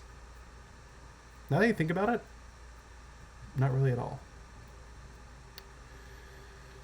Heard his voice over the intercom a couple of times, but he's not making his rounds around the hallways harassing students about getting to class on time or checking in on classrooms or just poking his head in. And after a point, his announcements just stop being made.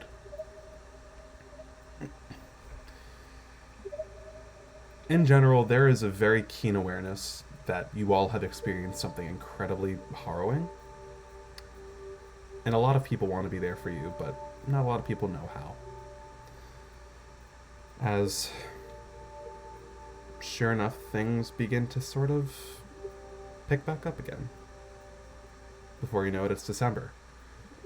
Snow is beginning to, ever so sporadically, litter the ground, falling from the sky gently and smattering across the pavement of the town and across the grass near the mountains.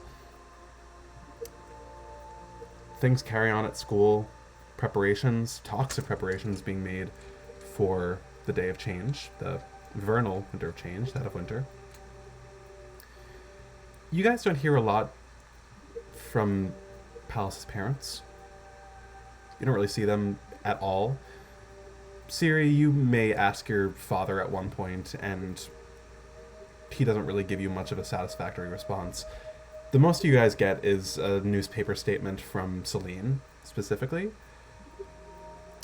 as it seems whatever Pandora's experience, it's not being shared at the moment.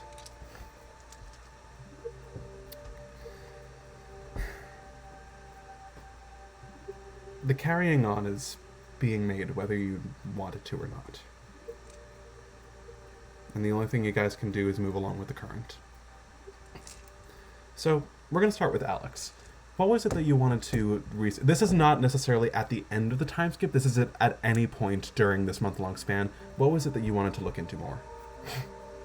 I wanted to look into Lake Boreas, because in the past, Carnation had been acting really strange about it, and I feel like that would give me some sort of concrete information, or at least somewhere to begin with understanding what is going on with them. Why are they acting weird, and maybe what made them lose their memory in the first place. Or so, something like that. Does this research take the shape of you doing, like, reading, or are you going to be talking to Carnation about it? I think I want to read to see if there's any recorded incidents that occurred at the lake or any connection to arcane events, and then I want to try to talk to Carnation. Cool. Make me just a general research check. Well, just roll me an intelligence check.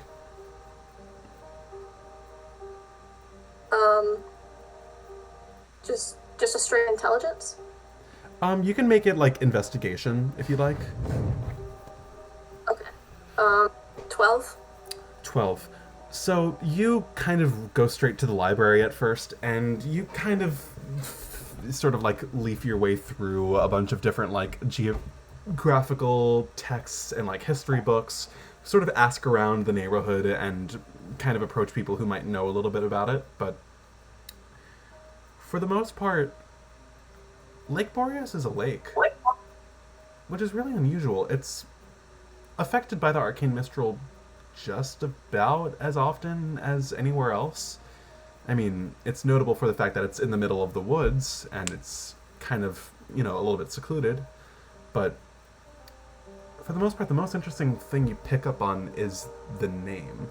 The naming parallels between Lake Notos and Lake Boreas. Alex, do you know anything about... Gods of the winds? Sorry? The gods of the winds, or? Yeah, that's kind of like the most significance that you can draw. Which, Arcane Mistral makes a little bit of sense. Especially with association to the seasons.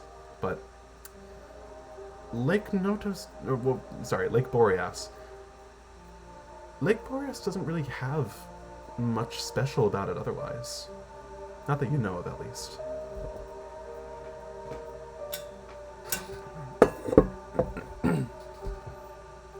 The only really lead that you have is the fact that Carnation's reflection didn't show up in its waters. Okay, do you think I have time to go up there myself? You're welcome to. Yeah, sure. Okay. At some point. Are you going off alone? I mean, it's pretty... I don't have my map handy. It's pretty far away, right? It's like within walking distance from the school. Okay. Oh, yeah, it is. I think I am gonna go alone. I'm gonna go alone. Yes, because that's exactly what people should be doing after 2 children are kidnapped. Yeah, go for it. Yeah, Roselle, you kind of like disappear at the end of a particular school day in like late November, and as you begin walking, you hear a rumbling in the back of your mind as, sure enough, that same familiar voice emerges from the darkness. Why are you going to that place again? Something is up with this lake, and I don't know. You're not telling me anything, and I don't know what I have to do to get you to share this information. I don't care if it's going to hurt me. I need help. Stars above, Roselle. I thought we were over this. And you see Carnation appears in front of you. I am telling you as much as I know. Explicitly.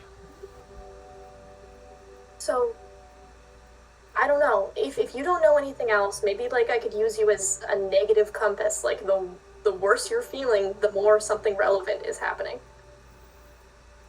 I don't know. It's the most I have to go off of. I do suppose So, I'm gonna... I do suppose that something has changed, but I guess... bring me to the lake.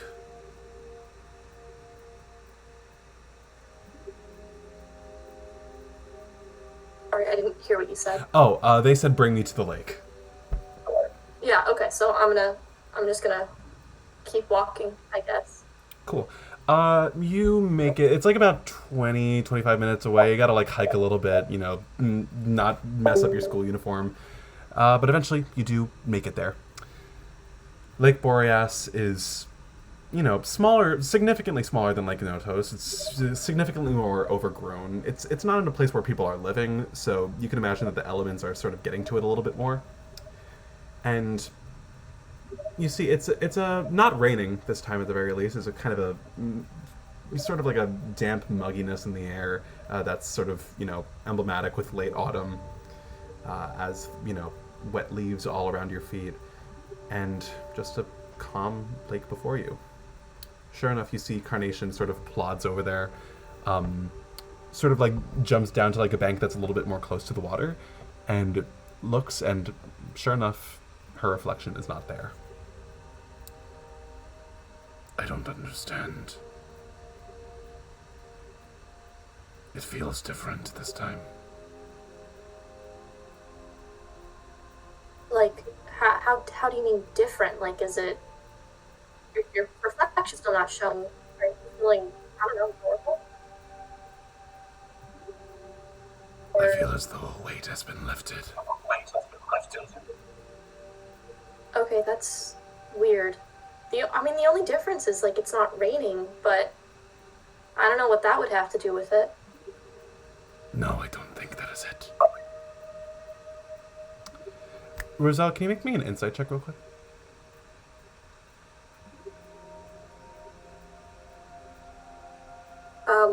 No, 12. 12. Roselle, do you remember the way the Carnation was acting around Pallas? Like, nervous and months. Or Territorial. almost aggressive. Territorial, Yeah. threatened. You see, Carnation sort of turns to you. It's your friend. He isn't here. Alice? Yeah, I know you didn't like him very much. So it's just Pallas not being here.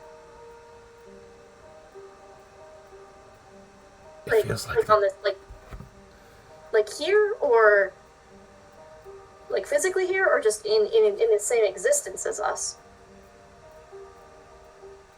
I wish I could say, but it feels like a chain has loosened from around my neck. Okay. Weird.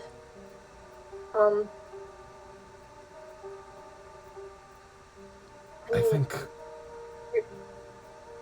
I'm beginning to understand a little bit more. There was a time when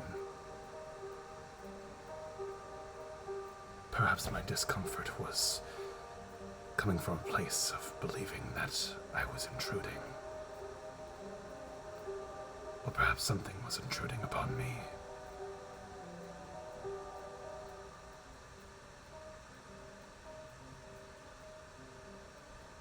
Okay, and that's... Do you feel like you've just become comfortable with, just to use your words, intruding, or is it just not something that you think is happening anymore? The intrusion isn't there. That cannot be an accident. No. I mean, there's always something weird about Pallas. I never was super comfortable around him, even before you were explicitly uncomfortable around him. So... You see Carnation I don't know. kind of like, for lack of a better word, kind of loafs at the edge of the bank. Kind of like digs his paws into his little chest and sits down.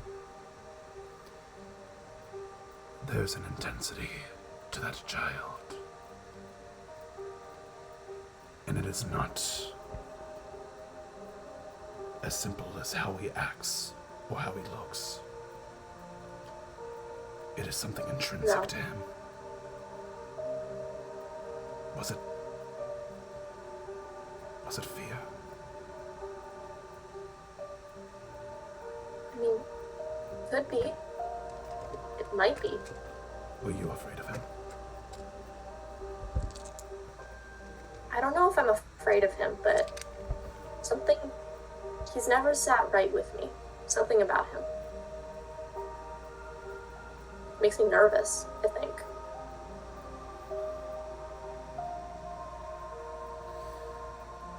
I've spent a very long time fearing what I am capable of. And the destruction that I can cause if I am left to my own devices. But I cannot help but feel that same fear towards him.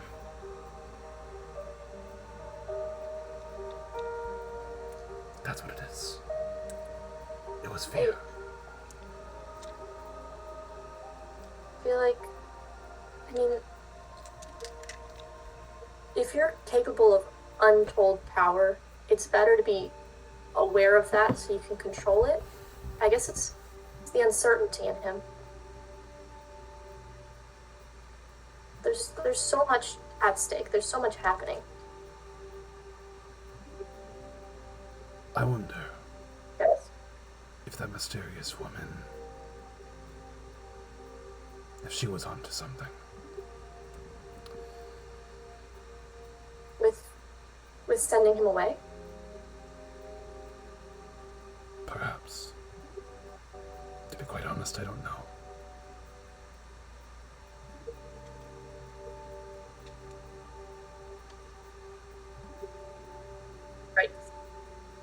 Sorry, you cut out. What did you say? Oh, I don't know if that was the right decision. I don't know. So much happened that night. It's all a blur. Maybe it's for the best for you that he's gone, but I feel like for everyone else. Just taking him out of the way, not right. Carnation doesn't respond to that. You see, she kind of just sits there, ponders, before getting up, sort of like doing a little cat stretch.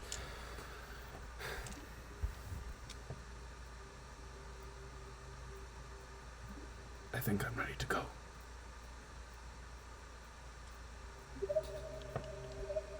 Thanks for trying, I guess. Thanks for talking. And then I only seek to avail myself towards you, Roselle. Mm-hmm. And you have them sort of retreat back into your mind? Yeah, I guess, yeah. Yeah. Roselle, you're left on your own. Is there anything else you want to do, or are you going to leave? I'm just gonna leave. I don't want to be away from people for too long. Cool. Smart. Great. We're just going to go in order of who's on my screen. So we're going to jump from Roselle to Syriie. There we go. Okay.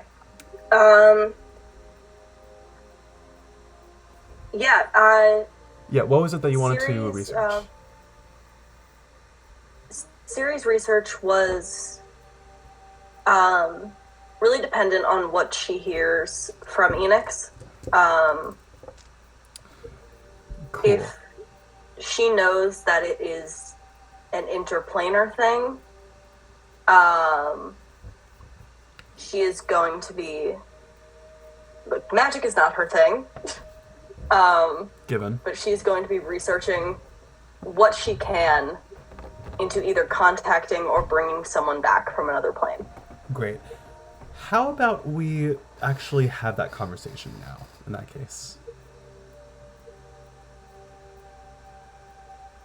Bryson? That works. Cool. So, how does this happen? I'll give you guys the reins. Cool. I I need think... a song to play. Well, I texted Syriie, and I was like, hey, I think I know something, pizza ? And that was like that weekend, that initial weekend. And so I think that, so what, yeah, that text is sent, and then what do you say? Is this something everyone should know? I don't know if you want everyone to know. When and where? Probably my place.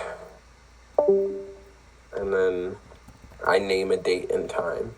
Some date and time.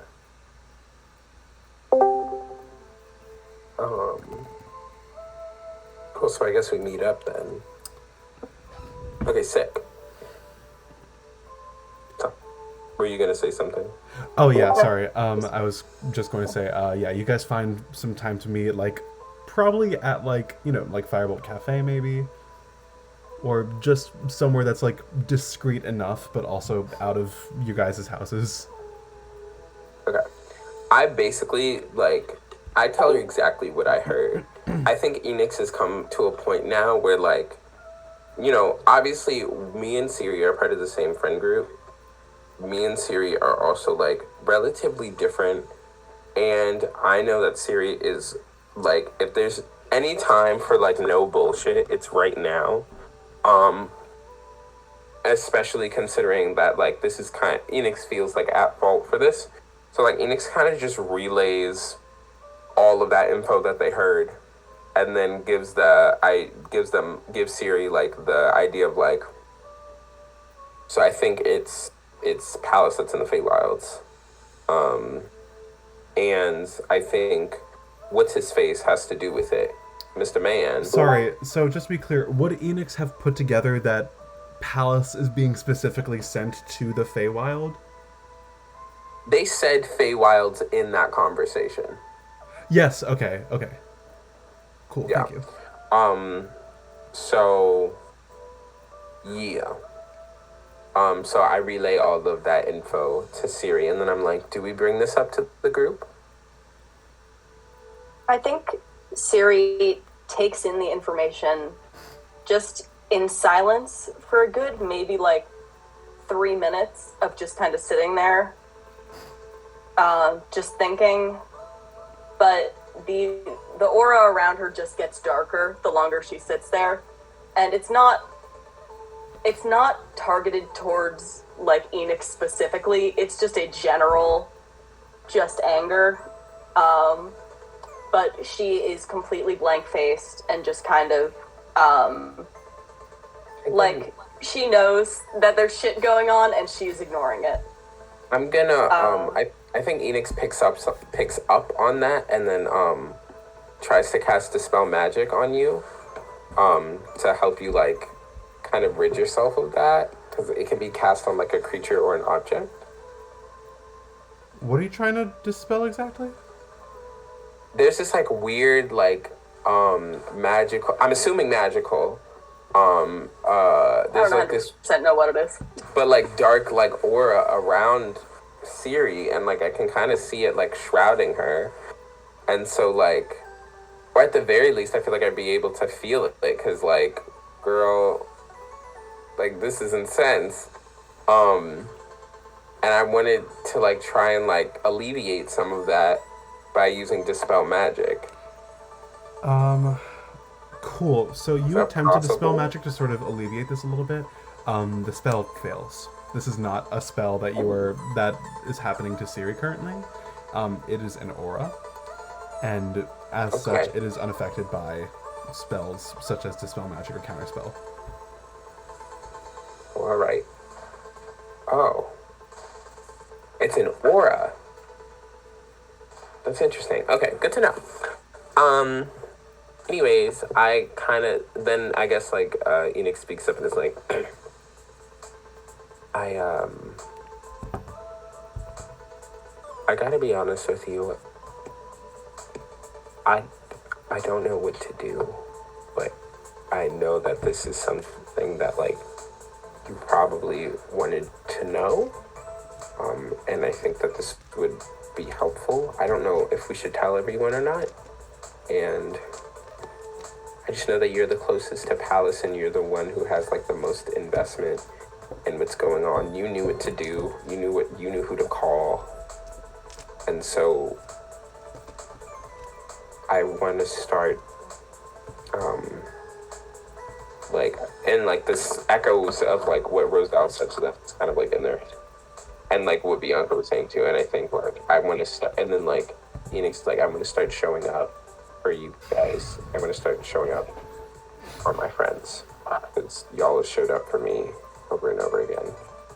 So if you ever need to talk, or maybe magic, I can help with it. I don't know. Yeah, I don't know what to do. Thanks for telling me. I'll think on it.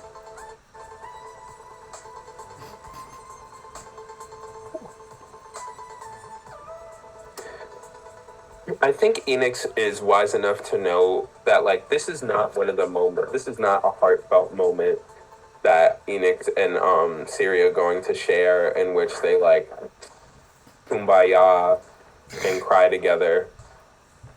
This is one of the moments where it's just like, well, I did my job, so I'm gonna go, cause Yeah, I'm gonna leave Syriie with the check. I'm not gonna leave her with a check. That's crazy. I'm just gonna be like, here you go.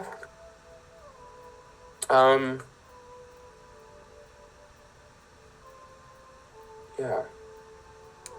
Cool. Talk to you later. See ya. We'll say that exchange happened like pretty soon after that all went down, like within a week. So, Syriie, talk to me. What kind of research are you doing?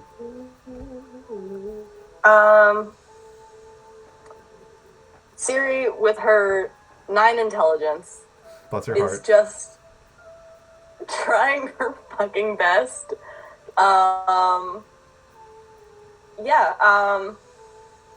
Digging through any of the books that she's thrown in her closet that, like, her parents have given her over the years. Digging for anything she can find on interplanar travel and communication. Cool. Just trying to find anything. Do you make it known to anyone that you're doing this? Anyone in your family? That's not a leading question, I just genuinely want to know. No, I've thought about it. Objection, Your Honor, leading the...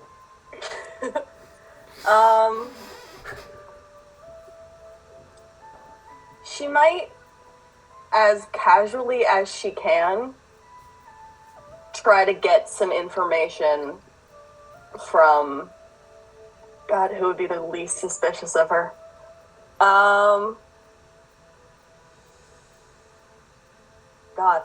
I will say, I think Danique is back at school at this point. Mm-hmm. She's going to try to play it up a bit and, like, she's showing a genuine interest in magic, and try and talk to her mom. Interesting. Okay. So what kind of information are you trying to solicit from your mom? Just, you know, like, maybe under the guise of, like, maybe she's taken it to heart, that conversation that they had a couple sessions back, where they were like, we should change whatever track you're studying at school. Kind of, like, maybe trying to give off the idea that she's considering it. And you're leading the conversation with questions about plane shifting. Yeah. Cool. Alright, give me a persuasion check. Well, you can do with advantage, why not? Persuasion? Yeah. That is a whopping 7. Ooh. You bring this up, and I think your mom does believe you on a 7, like, to a certain extent. I think, like, she's being a little bit mindful of the fact that you did have a near-death experience only a few days prior. However, when you bring up plane shifting, she's like, well, that is a very complicated matter, unfortunately. It's not something that many people can do very easily, not myself or your father, for that matter. I'm afraid there's very little I can offer you, but I'm sure that there's someone at your school who can perhaps enlighten you further if that's something that's beginning to spark your interest. If I knew more, genuinely, I would love to help, Syriie. Okay. Thanks. Of course. She tries to force a smile, like, pretending like she's being normal. I'm so normal. Cool. Well, if you still want to do some reading, you're welcome to do that as well. Yeah, she spends a lot of time doing that. Investigation check. And research on punching. She punches a lot of things. Yeah. Do you want to? If you want, you can give me an investigation check. Sure. Things I'm bad at. Oh, never mind. 18. Ooh, was that a 19? Holy shit. Yeah. Okay, on an 18. Syriie, I think sharing this conversation with your mother, I think word spreads a little bit to certain members of your family, but not in a way that you expect. As seemingly overnight, you start to notice books about complicated arcane practice just kind of start showing up around your room or, like, outside of your doorstep.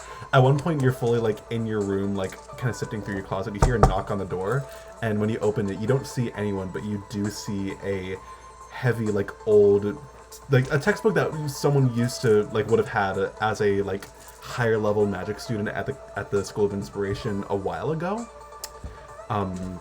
With a little note that said, "Thought this might help. Let me know if you need anything more. Heart, Azila." And as you're reading a little bit more, it's a little... What you find isn't exactly your favorite bit of information, or like the most fruitful, rather. In this world, and I'm, divulging a little bit of Elegy lore here, plane shifting is fucking hard in this world. It is by no means as easy as expending a spell slot. The plane shift spell is incredibly complicated magic. And, because you're essentially transporting the threads of your existence to another realm entirely, one whose existence is honestly often debated by a lot of people who don't really know better. Obviously, you have friends who are Fae, and you know damn well that the Feywild is real, but in general, you are able to at least discern that Pallas was banished, that this was a banishment spell, because that's kind of the only thing you're able to really like come to a conclusion to as far as like the methods of someone shifting to the Feywild specifically is. And because of that, you get the question mark about why Pallas went to the Feywild if they were banished. Like it's kind of like that Always Sunny gif where like you're kind of like putting together the threads, and like you're all of a sudden you have a eureka moment. Like, wait, if Pallas was banished, Pallas isn't Fae. How is he banished to the Feywild? You have that sort of like eureka moment a little bit. As far as getting someone back goes, you don't, again, incredibly complicated magic, and you don't really know a lot of people who are able to plane shift. The most you can rack up is like maybe Rovius, but there's a reason why, Rovius wouldn't exactly be the best help right now, because it's his fault that he's there in the first place. It's not the most fruitful information in the world, but that question mark about Pallas being banished is a really big one. And I think that's like the major takeaway from the research that you're doing about this. If that makes sense at all. And I think a couple days after Syriie and Enix have like their conversation, she hasn't been super social since like everything went down. General theme so among I think the party members. Yeah, I think she's going to just kind of put it on Enix a little. Just going to be like in the group chat out of nowhere, like Pallas was banished in the Feywild. Talk to Enix for details. And then just goes radio silent. Enix is gonna like go to the group chat and is gonna be like, "So, any questions?" We're not gonna roleplay exactly what happens in the group chat, but we can at another time because I think it'd be really funny. Cool. Thank you so much, Arielle. We're actually not gonna go right to Bryson just because you guys just had that conversation, and I want to give other people a little bit, time to do so. So we're gonna cut over to Holly. What was it that I don't think you told me beforehand, so I'm very curious. What was it that you wanted to research? We can't hear you, dog. I love it that I had double my muted. So I'm very smart. So I actually kind of made this up when you texted about the whole like, hey yo, figure out something, because I was like, you know what I should look up? And what I should look up, is there anything at all about Cecilia and Rovius? Anything at all? Like, I feel like I've done this before, Can you but be I don't a little remember bit if I more have. specific, and I can give you an answer? Who the fuck are they? Are you talking about going through like history, like yearbook, old yearbooks, or like Potentially records? looking through yearbooks, looking through, just like if there's anything about the history of Comet Heights about them. Just Give me an investigation check. I'm good at these. Yippee. Which is when I'm gonna roll bad. I'm not. Never say that you're good at something because you will always roll like shit. Wait, that was cocked. I'm sorry. That's a 27.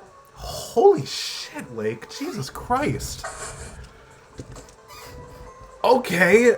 Alright, so on a 27, I'm gonna say this. First of all, on a 27, I don't think you're doing this alone. So, whose help do you think you'd be getting with, like, digging through 100 years of Comet Heights history?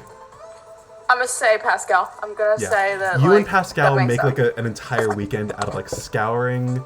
You guys kind of, like, divide and conquer. Pascal goes straight to the Comet Heights archive while you hoard as many yearbooks and old records from the school that you can find. At one point, you have to end up breaking into one of the classrooms, like one of the secretary's office, while she's not there, just to scoop up some photos of some records that you're not allowed to have access to. And you make an entire weekend out of just kind of scrutinizing every little detail that you can, trying to find the names Cecilia and Rovius, and trying to find some traces, some patterns, or footsteps in the snow here. And on a 27, you don't find anything. It completely evades you. You see, Cecilia is a bit of a common name, so that's a little bit more tricky. But you don't... The Cecilias that show up in, for example, Comet Heights yearbooks don't match the description at all. There are no mentions of... Because I don't think you guys know, canonically, Rovius' last name. So you just know them by Cecilia and Rovius. Wait. No, you do, right? I think Rovius introduced himself properly. So yeah. I don't completely remember that, but probably. I'm gonna say yes. You look for the name Cecilia Alioth, Rovius Alioth. You don't get diddly squat. You try and trace maybe maybe Cecilia had a maiden name. Nothing. No Cecilias that matched the description of the person that you just saw. As far as you know, the first instance of Cecilia showing up at all was Pallas seeing her during the autumnal day of change. You try and reach out to people, see, who might have seen her around. Nothing. Rovius, Holly, it's a little bit more... Oh, you know what? Would you be staying local to learn more about Rovius? Oh.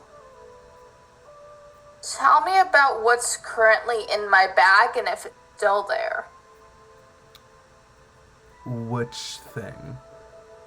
Buddy T. Elf. Did I ever dispose of Buddy T. Elf? He is still... Hey, Holly, he is still there.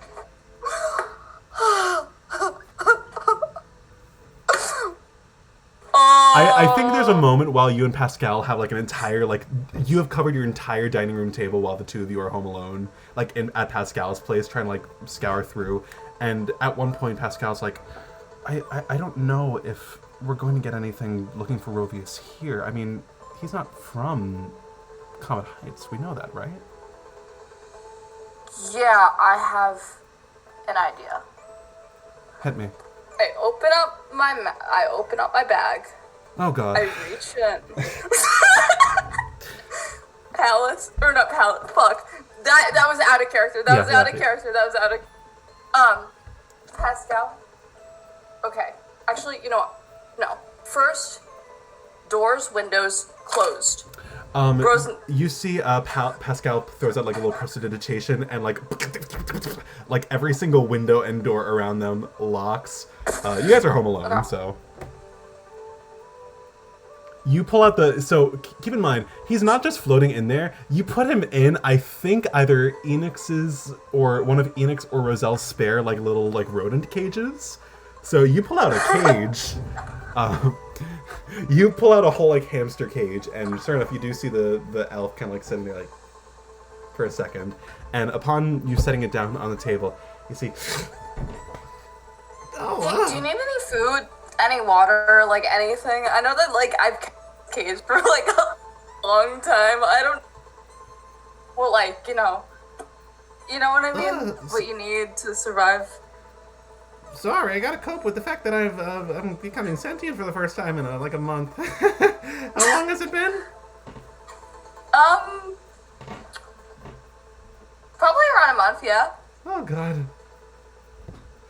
Oh man. I'm sorry. Yeah, it's fine. I hope my wife's doing alright. What's going on? Hey, I have a really kind of odd question for you. You know what? It can't be odder than me. So, do you know anything about a Rovius, Olios?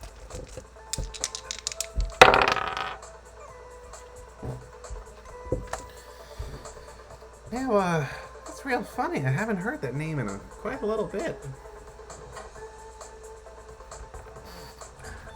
Okay. Where do you know where you heard it from? Oh, yeah. Like, No, I know the guy. Look, he used to work for old jolly old Saint Nick. Used to be over at the workshops a real long time ago. You know, Did he leave? Like, well, that's kid. It's well before your time. Us elves. We're around for a while. How many centuries? Probably not that long. Like maybe only 2. Yeah, Rovius.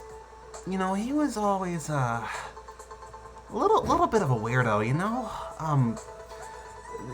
I mean this in a night. Listen, he was a hard worker. And he can make a hell of a toy truck if he wanted to, but we didn't work like super close with one another. But the impression I always got was he was never really there for the same kind of reasons that we were. could you tell why he was there? I never really was too sure. I didn't really get that much in his business. He seemed like he was a bit of a lone wolf in that sense, but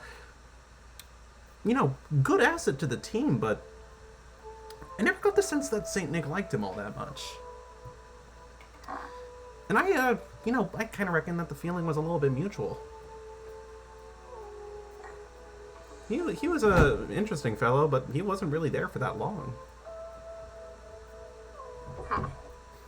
Honestly, interesting.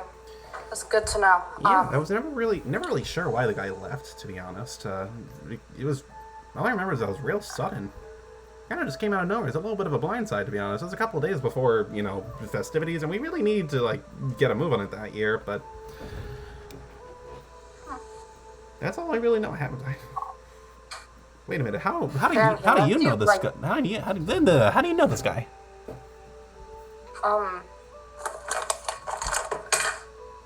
Holly sits there for a second trying to figure out what to disclose, especially because part of it involves Saint Nick himself. Yeah, I think you at one point trade looks with Pascal, and he's like,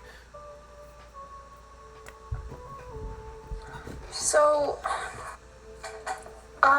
let's just say Rovius has come to Comet Heights, which, I don't know how well you know about, the area. Just, you've been in a cage. Is that what... Oh, yeah, no, we're still here, right? Yeah, no, you haven't cool. moved. Yeah, Okay. interesting. Real interesting.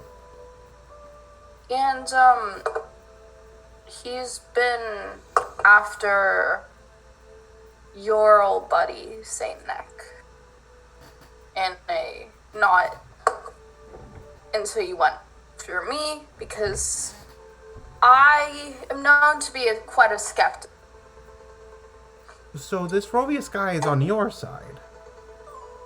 Well, no. Because after doing this, my friend was completely banished somewhere, and now I really just don't... Rovius is not on my side anymore. Rovius was on my side before I realized what he really wanted, which was my friend. But just because, look, we know that we're on opposite sides of this you, Sure. but potentially we could team up. And I don't know, like, we could team up because we both have the same common enemy right now, and that's Rovius. So, like, we're not really enemies. Like, I don't, like, we're jumping to a lot of conclusions here. And respectfully, like, listen, I would love to help you out, kiddo, in, like, any other context. You have kept me in a cage inside of a, you know, a bag of limitless time and space for, like, a couple of months now. And, like, you know, that's that's actually, like, really fair. I don't really know if I haven't seen my family in a little bit. It's like, this is a that's problem. true.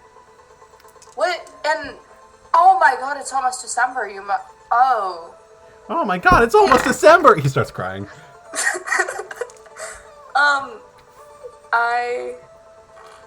Hey, Where's everyone going? Pascal, could I have a slight little word with you? Sidebar? Yeah, sidebar. Where's everyone going? Hello? At this point, Saint Nick doesn't seem to be a threat at all. I don't really know because, like, he's been MIA since Rovius, you know, kind of... Yeah. You don't think he did the same thing to Saint Nick that he did to Pallas, right? I don't know. The reason I ask is at this point, do we think that Buddy T Elf is actually serving any purpose other than just... Am I being too cruel?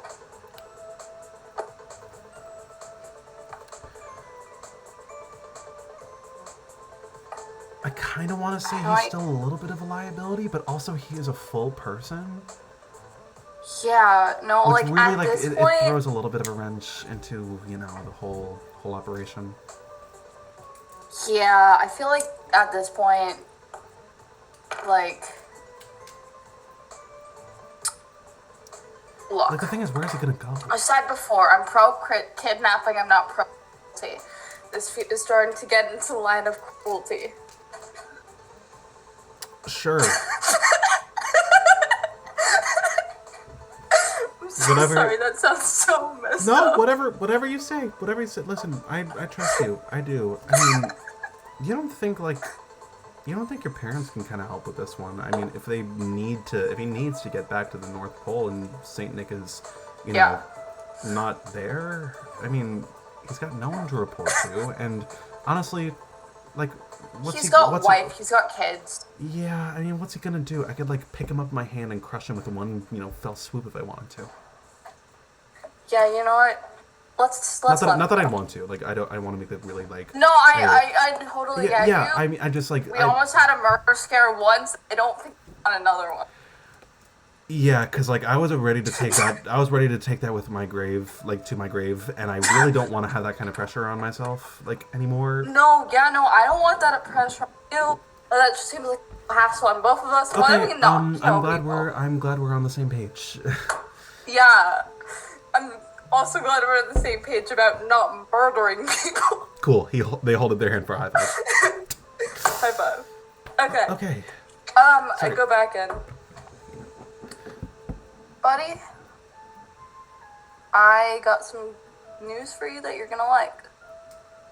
I say, at this point, you're not, like, this is just getting to be cruel. I am sorry for What keeping makes you this think long. that? Well, I know I should have thought it earlier, and that's on me. I was just scared because Saint Nick, I don't know if you can tell, is really scary. Saint Nick is, like, as scary as Fantasy Mouse Corporation, as scary as, like, everything. Mm-hmm. So I was a little scared, and I kidnapped you. And yes, you have well a wife. You have a kid. Or you have kids. I don't know how many kids you have, but I hope they're doing okay. Oh god, I feel like I've lost track at this point. Jesus. Sorry. Okay, and it's Christmas. So here's my Christmas gift to you, even though it shouldn't actually, it's not really a gift. Opens up the cage. Do you know how to get back? Awesome. Holly, does a 23 hit? Fair enough, but yes. Alright, cool. So, you take 3 piercing damage as you open the cage, and he instantly bites your thumb. That was valid. But, That's fair. That's, like, really you don't even fair. react in Do you know how to pain. get back? You don't even react in pain. You're just like, yeah, that's fair. Instantly he's like, that makes sense. He does not respond to you at all. He scuttles on all fours, like, off the table, hits the floor with, like, a really painful sounding thud. You okay? And then almost like rodent, like, skitters across the hardwood floor and darts underneath the front door and is gone. Pascal looks mortified. Well, look, I'm not gonna say that was a good thing that we've done. I This, feel or like that I I've feel done. like we've I'm done. not giving you any. No, You have no. They like kind of pat you on the head. We've paid him a particular mercy today. Honestly, yeah. No, I'd even say we probably should have done this earlier, but like I kind of way forgot with the whole. Yeah, no, that's also I probably could have like mentioned it. No, it's just it's a. This is not me at all blaming anyone. I think it's a both issue. No, it's, yeah, we're in this together. Sure, yeah. Yeah. Okay. Okay, wait. So, Rovius worked for Saint Nick. Yes. Wait. I'm waiting. You know what? Do we know? I'm waiting. What am I waiting for? Should I have asked my parents at all anything? You don't tell your parents anything? Yeah. And I feel that's not a. No, that's not a. I mean, I'm sorry. That I sounded know. really No. mean. No, you can speak your mind. You don't really tell your parents anything. It wouldn't hurt at all. I mean, they know about they know about Saint Nick at this point, right? Like they know that you kind of, you know, pulled a fast one on him. And like people are in danger, so objectively might not be the worst idea. Yeah, no, that's fair. And honestly, the reason I don't tell him shit is my life, but honestly, sometimes they can, but and I'll fuck them too. Yeah. I mean, not like anything that you did. No, speak your mind. Yeah. If I were in college, I feel like I would need a beer right now. Okay. Rovius worked for Saint Nick, and then Rovius vanished from the workforce entirely, and then resurfaced to kidnap Saint Nick. Yes. Okay, hold on. They start kind of like clearing the table a little bit. I feel and then like somehow Pallas. that's the thing. I feel like we've been kind of glossing over the fact that Cecilia and Rovius are working together. I mean, we know that they kind of had like they had different goals. You know, Rovius was for Saint Nick, and Cecilia, I guess, was for Pallas. But like, we can't ignore the fact that they were helping each other. Yes. Is that a coincidence? Is the thing. Because I feel like I don't know. It feels like there's some kind of connection between the two, right? Yeah. And it can't just be that they're married, that there's gotta be more.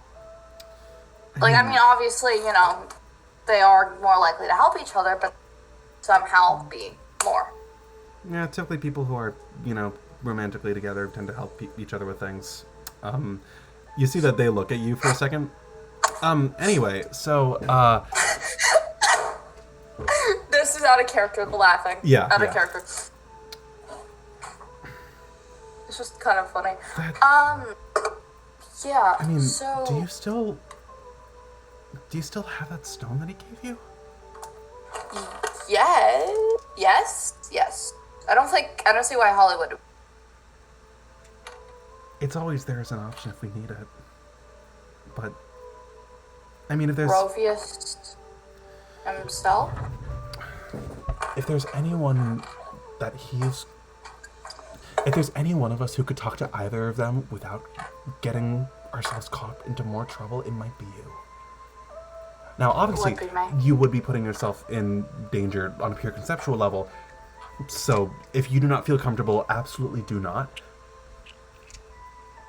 But the option's there. I think I should bring. I don't know. We shouldn't rush into anything, but I feel like I should Maybe- ask some of the others. we should talk to the others. What their Yeah. thoughts on this. Yes, we should. I'm a little bit worried about bringing this all up to. But honestly, To I think who? she'll be fine. Syriie.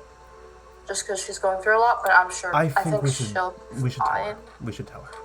I mean, we definitely should. I just feel bad. Holly, I know we want to be careful with other people's feelings, but we can't do secrets. Not anymore.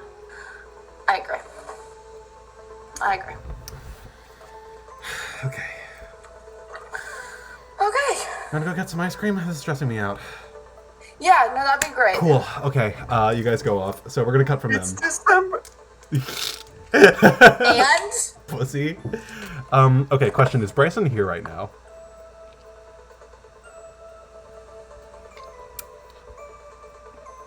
Is Bryson here right now? Bryson. Bryson. Someone ping them. Do it. Yeah. Someone ping them. In the meantime, we'll move on to Dakota. Another before you see the middle of the session moment. Yeah. Yeah, in the meantime, we'll cut over to Dakota then for research things. So, what was it that you wanted to look into?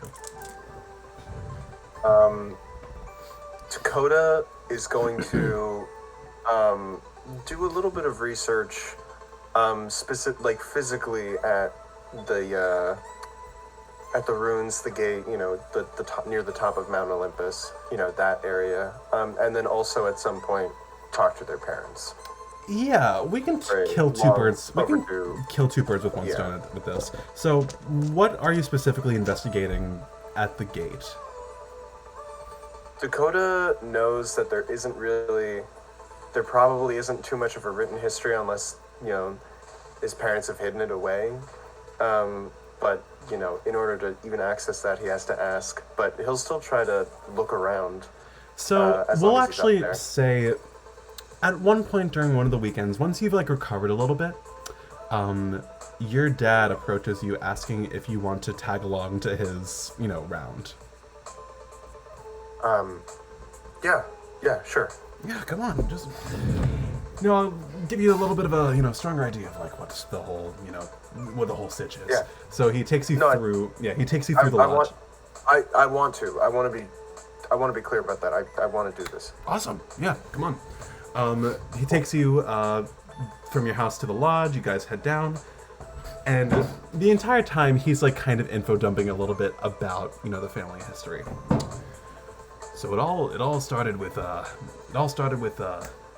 her up there. You see the massive statue at the center of the woman who's pulsating runic energy. Yeah, Stone Maiden, Lady Markovius herself. Not really sure if we're related to her. That part was never really super clear. It might be a descendant, might be just a mentor. Whatever it is. She is one of the first people who ever lived here in, good old Comet Heights. She was the one who invented, runic magic itself. She was a, very, very, very avid arcane artist, let's say. She was the type who would go beyond just what you would know about magic to kind of configure something herself. And... one thing led to another, and she was already, in the middle of coming up with runes by the time, stuff with the Arcane Mistral started to act up a little bit, and she was thrown into action. It was that specific type of magic that was able to keep it safe, and so once that was all sorted out, she started, teaching other people around the mountains, teaching, kind of gaining a little bit of a following and passing that magic on to other people so she wouldn't be able to face that alone. So, it's been, passed from generation to generation, family to family. Used to be a little bit of more of a, it's used to be a little bit more of a team effort, but hey. You see he steps up to the pedestal, where the glowing blue seal against the mountain wall is kind of like facing out. And he's about to like press into it himself, but then he turns over to you. Okay, do you want to give it a shot? What do I do? Here, come on. You got one of your runes on you? Yeah, I do. Cool. Just put it on. Come over here. Okay. Yeah, do you put one of your runes on? Yeah. Yeah, it doesn't really matter which one. Yeah, you equip one of your runes, and he sort of like takes your hand very carefully. And sort of like, all right, so you're gonna put it over here, and you know how you can kind of like feel the magic within your sort of like runic glove, and sort of channel that a little bit. Like physically? Sure, yeah. Yeah. Try and I like feel it. If you can like get a picture in your head. Try and like imagine it going from like here, like down across your arm and like into your fingertips. Can you do that for me? I'll try. Dakota, you focus incredibly hard. Can you give me an Arcana check with advantage? I already do that. I have a rune to do that. I already do that. Yippee! I got a 19. Amazing. Yeah, perfect. Dakota, you close your eyes and you try and like picture the magic sort of like you kind of try to picture like the circuits and like wires of your body, sort of like in a arcane metaphysical sense, as you sort of like kind of lead the magic from like where you feel it inside of you across your arm into your hand and like infuse into your fingertips. And when you open your eyes, you feel like kind of the sensation of like static shock at the tip of your fingers, as the pedestal is glowing like an electric blue, and you feel like you hear your dad. All right, so just hold it there for a sec. All right, it's completely safe. Just hold still for a sec. Okay. You feel your vitality begin to slowly like siphon away ever so slightly, not in a way where it's like your life force, but more so your energy, like your physical ability to like stay up. And you're here for like a good 30 seconds before finally the lines around the pedestal, like the sort of like runic pedestal, glow perfectly bright and kind of go from the pedestal through the cracks in the ground. And you watch as the rune glows ever the brighter. It was like getting a little bit dim before, but now you see that it's glowing, brilliantly bright in front of you, as you take one level of exhaustion. Huh. Hey, You do this every day with Mom? Your mother and I, we take turns, and you don't have to do it. You don't have to do it alone either. You can sort of, it's always been a family thing, right? Let's go. We can make you some coffee when we get back. No, it's okay. I'll sit for a sec. I just, Yeah, sit down. It's always like, it's always been a family thing, right? And we're kind of the only family that's sort of, keeping that thread alive. But, with when you have your own family, you'll be able to, keep that road running just fine. It's gonna be, us three for a little bit, so you're not gonna be, you're not gonna be doing it constantly, obviously. And hopefully we'll have a couple more hands on deck, as things kind of, progress. So.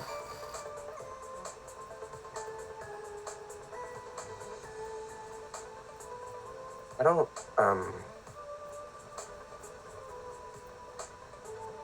I got an acceptance letter to Cambridge. Really? Yeah, I did. Oh, well, good on you, kid. He pats you on the shoulder. Yeah, listen, might not be like, crazy on the table right now, but hey, get into more schools, that's bragging rights, right? I mean, I could always ask about like doing college online or something. I mean, I don't know if I want to leave. I don't know if I want to leave you guys to do this, but it's hard. Oh. Well, I mean, not for nothing, but, kid, we want to, give you the real college experience, get to go out there a little bit, meet new people. Common Heights University is, like, just barely local in that sense, it's still here, but, it's a little more out of the way. But, that would work. Yeah, if you want to, like, is Cambridge really calling your name? I mean, you still want me to be in Comet Heights, obviously, so I mean, if Cambridge says no to online, then I could do other stuff. I mean, nothing's set in stone yet, Yeah, no, we don't have to set anything in stone right now. I get it. Knocks the floor that you guys are sitting on. But, yeah, listen, I mean, look, why don't we talk about this once, you've kind of gotten your mojo back a little bit more, because, it's, I was kicked my ass when I did it the first time through, trust me, but, why don't we get you back home, we can start making dinner, and, we can talk about it with your mother, alright? Yeah, she go on ahead, I kinda wanna look around. Is that okay? Yeah, I mean, I can wait for you if you want. Sure. Sorry, I just think I need some time to myself. Yeah, I gotcha. You feel, he pats you on the shoulder. Listen, kid, I get it. It's a big responsibility. And I can imagine, it's a lot to think about, a lot to deal with, but your mother and I were here for you, alright? We got you back no matter what. I feel like I still have so many questions, and I just don't even know what to ask, because I don't know who or what has the answers. Sorry. No, don't apologize. Listen, you can always talk to me or your mom, alright? About anything.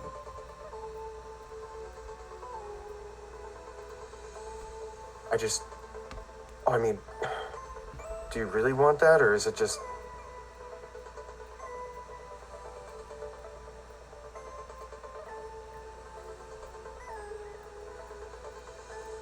Why would I not really want that? You're my son. I mean, just like the big questions, like, do you even know what this is? Like, really?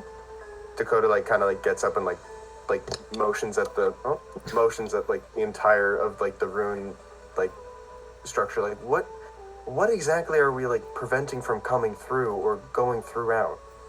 The arcane mistral, it already exists in Comet Heights. How much of it are we actually stopping? How much good are we even actually doing here? You see Rode kind of thinks for a second and then pulls out his rune phone. You know that, this all started like about, 10,000 years ago, right? Yep.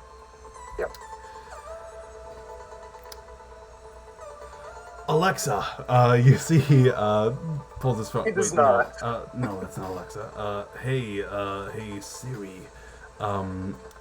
And when was the last major ice age around the world? Are you doing this right now? 10,000 really... years. So it caused the ice age. That's what it was? That's what happens if it's not kept safe. when we say keep it local, I mean keep it within the confines of somewhere where, you know, people can deal with it, you know, in a much smaller space. Because when it's the entire, you know, when it's the entire world you're talking about, then, you know, that's a whole other can of worms. Oh, it's not a... Dakota kind of has like a brain blast moment. Oh, it's not a stomper, it's a snow globe, right? You know, that's like a... I mean, not necessarily always snow, but like, I mean, it's like appropriate given the time of day, but yeah, like it's like a... Like a little bit of a dome, if you need to, like, you know, like get like a physical, you know, like, you need to, like, you know, envision it a little bit. It keeps it in, like, but just the Comet Heights. So Yeah. only Comet Heights has to go through this. Nowhere else. Only Common Heights has to go through it, because we are the most equipped. And, quite frankly, it's the bed that we've had to lie in for, you know, how many years?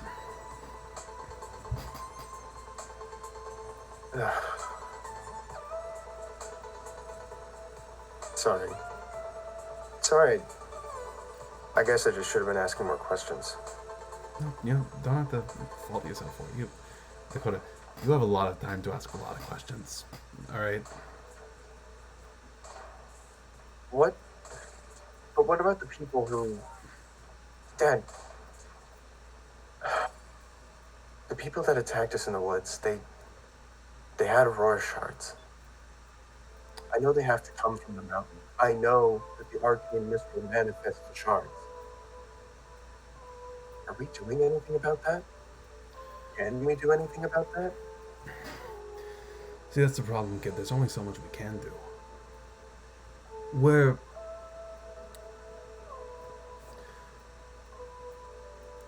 We are limiting the problems that could be created, but there's not a lot of things that we can do about the problems that already exist. That's why we can't just... That's why the Arcane Mistral can't just go away. If we had the power to, we probably could. So, but what about... You just mentioned the problem. What started it? Like, what really started it? You said that it caused the Ice Age. That's causation. That's the conclusion. I'm talking more about the... The actual history is really fuzzy. I mean, you know, it was my grandfather who, you know, taught me all this. He didn't know. There was some kind of terrible magic. Maybe linked to some kind of monster. I'm not really sure. But whatever it is, it left... The Arcane Mistral is kind of like what remains of whatever that was. Okay. And we were left to pick up the pieces. Gotcha. Sorry, I just need kid, to get my head straight after this weekend. Don't apologize, alright? You have nothing to apologize for. Okay. Thanks. Yeah. If you need a minute, I'll be upstairs in the lodge. I can grab you a snack, grab you a Gatorade. We'll be good to go. Yeah, just something from the cafeteria lodge, or the lodge cafeteria. Is that okay? Yeah, sure. Yeah, I'd love a hot dog. Yeah, I'll go for it. Just, you know how to get back. Yeah. Does he leave? Yeah, he gives you, he takes the sort of lift back up and leads you to your devices for a little bit. Is there a way to get outside? It is a cavernous alcove, so, like, you want to try bursting through the wall of this, sacred cavern? Well, it's a cave, so is there, like, an opening to the cave? Kool-Aid Man style, that's funny. I don't think so, no. No? Okay. Yeah. No, it makes sense that it's sealed in toy. Well, I mean, is the Mistral manifesting anywhere? Like in this? Can I investigate around the cave for anything? Sure. You know? You can make me investigation or arcana, let's say. I'll do Arcana. So you have advantage on this. Yes. Yeah. I got another 19. Lovely. So, the closer you get to the seal, the more you can kind of tell. It's like the palpability of the magic of the Arcane Mistral is so present. You almost it almost feels like you're staring into the face of like a sun, except instead of heat, you can like feel like the very tips of your fingers and your shoulders like are just brimming with a magic that isn't really yours. And there's like this weird discomfort that comes from it. You see that there are like little like, you know, blue particles like flowing out of the seal and like from the pedestal where like you've had like a freshly baked batch of magic coming right up for that seal. But other than that, it doesn't really seem like the Arcane Mistral is like particularly... You know, the Arcane Mistral is getting a little more intense, and like every now and then when you turn your back, you can swear you can see like the tiles of the floor, or like the stones of the floor is changing color, or like, you know, little tectonic shifts in the floor beneath you, where you have to like catch your footing a little bit. But it's nothing super out of the ordinary other than what's, you know, right in front of you. Okay. And since this place served as like kind of historical, like, because there are statues, you know, of people like embossed here and there. Yeah. Of like, you know, key figures. Are there any like artifacts or like other things like that? You see a lot of statues, a lot of you know, faded engravings that were originally, you know, done in runic that you can't decipher anymore because it's just been so long. But it's a lot of like stuff in remembrance, if anything. Right. Cool. Yeah. If there's nothing, you know, else for Dakota, he's gonna pack it up. Cool. You take the lift, and sure enough, your dad has a steaming hot dog with a red Gatorade in his hand. Come on, take it. Thanks. You get the chance to eat, and you two are on your way. So, hey guys, where's Bryson? They went in the woods again. Oh my god. Did homeboy fall asleep? That's what I want to know. Is it the NyQuil? The NyQuil gets to us all, Bryson. Oh god, did he take Were they taking NyQuil? Were they sick? Sick? I don't They know. didn't mention being sick. I can like call him real quick. Maybe? Yeah. Yeah, give me a sec.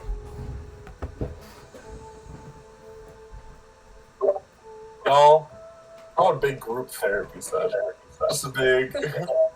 Yeah. like the 10 of us and Hopebringer. We all trying to bring up the fact that Syriie's beating his ass.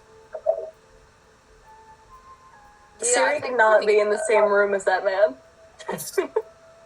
Nah, the Hopebringer's getting there. Tommy's for sure lowering the DC every time.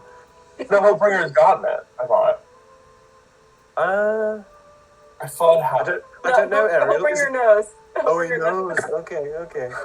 Or he's suspicious of me. Embarrassing for him to admit that he's been beat by a teenager. You know what Tommy has lowered, and I've confirmed this? The creepy bedroom check. For sure. You're just bad at it. I'm Just sorry. what if all of us go investigate Pallas's room and we pass immediately? Okay. See, what you need is me, who just so happens to have a plus 11 in investigation. So, Bryson went straight to voicemail, and I tried twice. Okay. So, that's awesome. We just have to truck on without him, then. There's nothing really we can do otherwise. My money's on they fell asleep. Yeah, probably. Probably. Well, what else is going to happen when you turn your camera off during an Elegy session? If I had a nickel. Anyway, Anyway. yeah, we'll see. Maybe he'll actually wake up, but... 2 nickels. 2 nickels. I mean, Yeah, I mean, he has Do Not Disturb on. There's literally nothing that I can do. Okay. Cool. So, in that case, you know, I was going to return to Bryson, but if he's not here, then... sorry, a lot of what was planned for the remainder of the session was built around Bryson, specifically. So, I mean, that could just pick up, next time. Yeah. You know? Yeah, I know. Like, I know you have a lot more into that. That's the thing. I mean, we're just gonna carry on then. So, first off, checking in with everyone else. How is everyone doing? Thumbs up, thumbs down. Alex, are you okay? Sorry, I'm running out of spoons. Oh, what does that mean? I've never heard that saying before. So, like, you start your day with a certain number of spoons, and you can't replenish them. I'm sorry. Gotcha. No, don't apologize. It's okay. Cool. In that case, we've done a lot this session. Let's cap it off with one group thing, and we can have the ending there. Is that okay with y'all? Cool. So,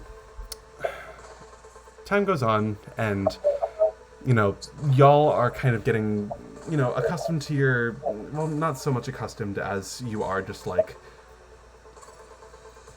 sort of being forced into some kind of readjustment over the coming weeks. Holly, you're doing your research with Pascal. Syriie, you're doing your own research. Roselle, Dakota, you've kind of been on your own a little bit. And it's about second week of December when, pizza time has been pretty dormant over the last couple of weeks. Maybe for good reason. And I'm going to say, like, unless anyone particularly disagrees, I don't think y'all have seen a whole lot of each other over the last month. Considering how many people are kind of, like, going into isolation a little bit and... Oh, sorry, Will? I do remember that Dakota and Syriie were going to have the training arc, from what I recall, unless the investigation component took up a lot of that. I think you guys definitely found time together for that. We can't really roleplay that at that exact moment. Holly, you have, seeing Pascal and Lav every now and then, but for the most part, the group itself has not met really at all. And there's just been the slightest bit of avoidance. But on a Saturday afternoon, the second week of December, all of your phones ring. Well, they buzz, rather. And you see a name in the group chat that you haven't seen pop up in a good while. You see a message from Laz that, reads as follows. Hey gang, sorry it's been a while since I've had the app downloaded, but I'm going to cut to the chase. I don't like the fact that we haven't been talking to each other, and I think a conversation has been long overdue. We need to talk. With Pallas or without Pallas. My house is open. Enix, you don't have to host. Come, don't come. Whatever it is. But I think it's important that we all touch base.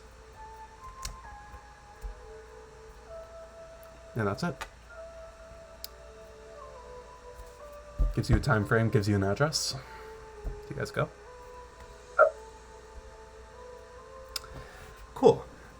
So y'all are kind of like, y'all each come to the Comet Heights apartment complex on your own time. We're gonna say like Dakota is the last to show up. It's a bit of a drive, pretty much completely halfway across town. But you make it over there. Head into the building. Hit the. Go in the elevator. The elevator. Do you go in the elevator? Dakota goes in the elevator and never comes out. You press the up button on the elevator. Oh, what's up, you dumb bitch? You back for more, huh? Hey, don't talk to me like that again. Can you make an intimidation check for me? Yeah, I fucking can. Please be a nat 20, please. Role play. This is new Dakota, bitch. Please be a nat 20. Please be a nat 20. I only got a 19.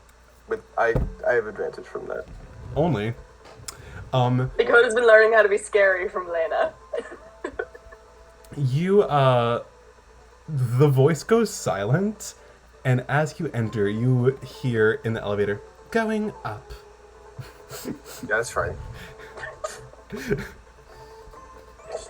And you do not... Go down. Yeah, and when I come back, I'm gonna go down. Fun fact. Okay, I'm sorry.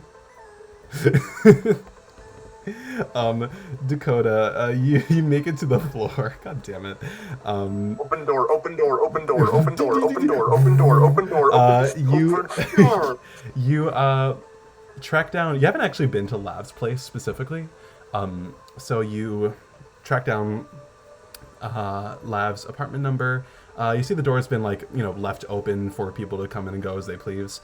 And when you open the door, in her tiny-ass living room, you see, let's see, Holly, Roselle, Syriie, Lav, obviously. I think Ezra's here, Ori is here, Bianca's definitely here because she's local. Sagas is here. I think Noelle's probably here. I think we're going to say Enix is sick today. That's who you see present at the moment.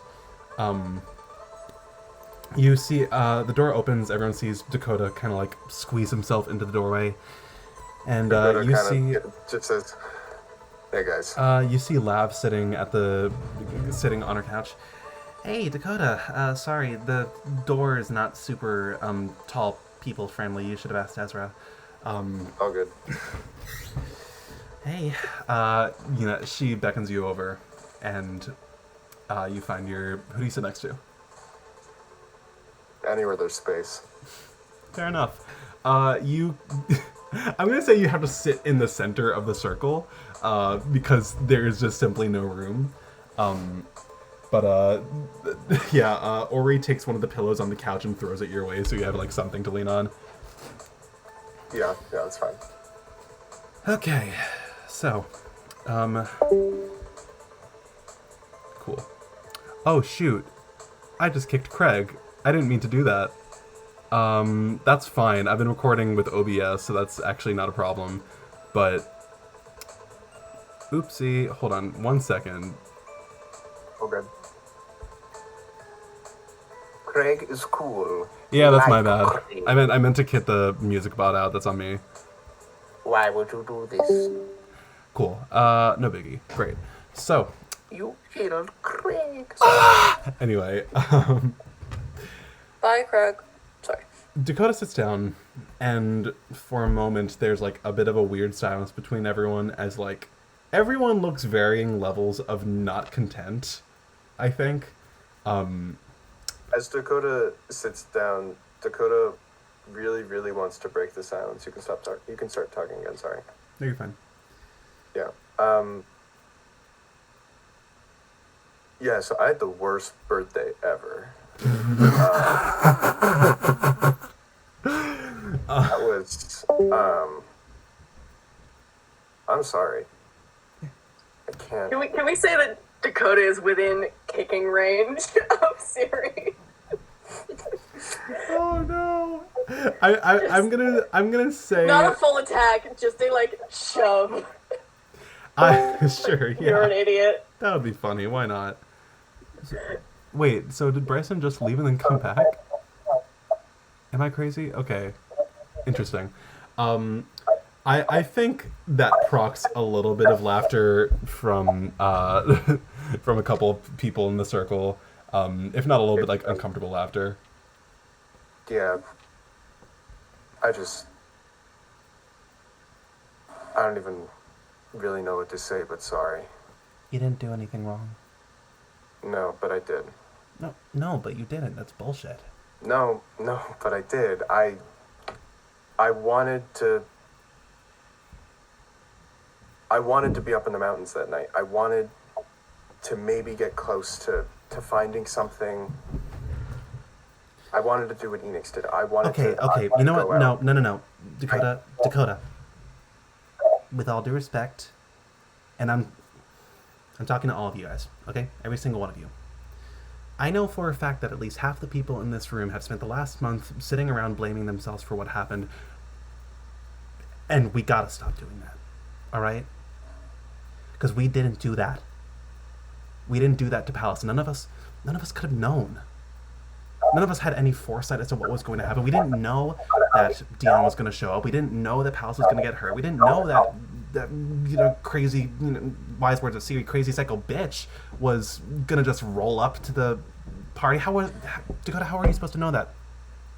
How was I supposed to know that? Like, we can't blame ourselves for this, guys. I mean, if anyone should be, like, I'm the reason you guys got into this mess in the first place, but it wasn't my fault either. It just sucks. Like, I don't like seeing you guys this way. And I know this is weird, right? I know, like, after everything that happened and what Dion made me do to you guys, like, I know I don't really get to talk.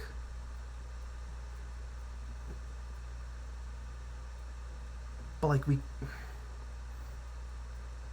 it's not fair to you guys to just imprint all this responsibility onto yourselves. And I know for a fact I'm right, because none of y'all have spoken up. I feel like you'd have a lot to say if it wasn't the case. Am I wrong? None of us did anything wrong. Okay? Like, not even Enix, like, they had no idea that that was going to happen. Like, even if it wasn't, like, the smartest thing in the world to do at the time, like, that, we can't... That's not why I called you guys here, but I want to make that really clear. We're not going to sit around and take turns blaming ourselves for what happened, because honestly, if we had to blame anyone, we're going to blame Cecilia, and we're going to blame Rovius, and we're going to blame Dion. Whatever the hell he is. She kind of, like, slumps back down on her couch. Sorry. Really aggressive there, but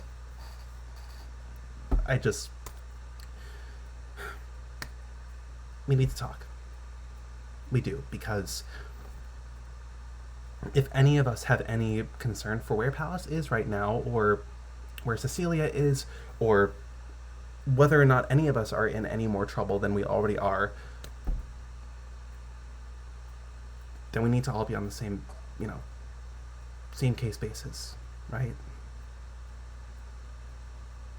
We can't keep having secrets, not anymore. Because it's only kept getting us hurt. So if any of you guys know anything, speak now, please. So, I learned a bit more about Rovius. Okay. So, I start explaining, Buddy T. Elf says, also, by the way, you still have the elf? I don't still have the elf. The elf has been let go now, and enjoying freedom. You let him go? Holly, I'm gonna be on the naughty list forever. So, like, yeah, but at the same time, like, at some point, it just became really, really cool to just keep him. He had a wife, he has children, apparently more than he even remembers. Like, it's not... That's like messy. That's like... sorry, so you're saying that this elf is, like, just kind of out there now? Yeah, Horrifying, but Santa or Saint Nick's kind of like AWOL, so I think it should be fun. Yeah, you don't know anything about where he is, do you? I feel like he's kind No, of the least of our problems right now. He's really is the least of problems. The reason that I brought the reason I brought him out was because, Rovius is from the North Pole. Also, I've been meaning, I'm going to be talking to our parents, and ask them if they have any more information. And yeah. Okay, so what specifically did you learn about Rovius again? So, I learned that he used to work in the North Pole. He left around 2 centuries ago, which I'm pretty sure you all are elvishly initiated. That's not that long ago for elves. Yeah, more or less. Yeah, but so basically he left around 2 centuries ago. Apparently he was a lone wolf. He was kind of odd, and which who am I to judge? But like for the most part, I don't know. Now I need to remember if there's anything more useful that he was there for, but he said he was there for a different purpose. I'm not sure what the purpose was. I don't know. I don't know what I missed, but I'd pretty much tell him everything. Cool. Yeah. She kind of like. Wait, who did you say was here for a purpose? Buddy said that Buddy said that they got the impression that Rovius wasn't there for the same reason that all the other elves were. Interesting. That reason being obviously to make toys and make children happy. So that not being their goal. Okay. Yeah. Yeah. Yeah. You see. What is it? You see Ori pipes up. Yeah. So.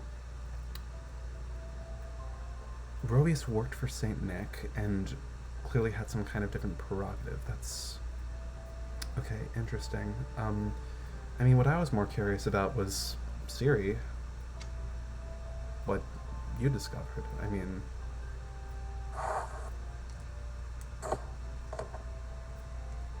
Look, I don't do all this magic shit. You all know this at this point. That's okay.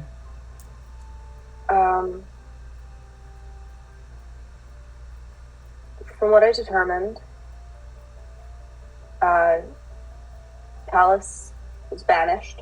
From what Enix found out, they're in the Feywild. But that doesn't make sense. What do you mean? Well, Pallas isn't Fey, What? right? Exactly. Well, what are they then? I mean, the way that they've been talking themselves up for the last how many years, I kind of assumed it was something celestial, eldritch, maybe? Like, I mean, you've seen his, his battle form. I mean, I feel like that's, little less, little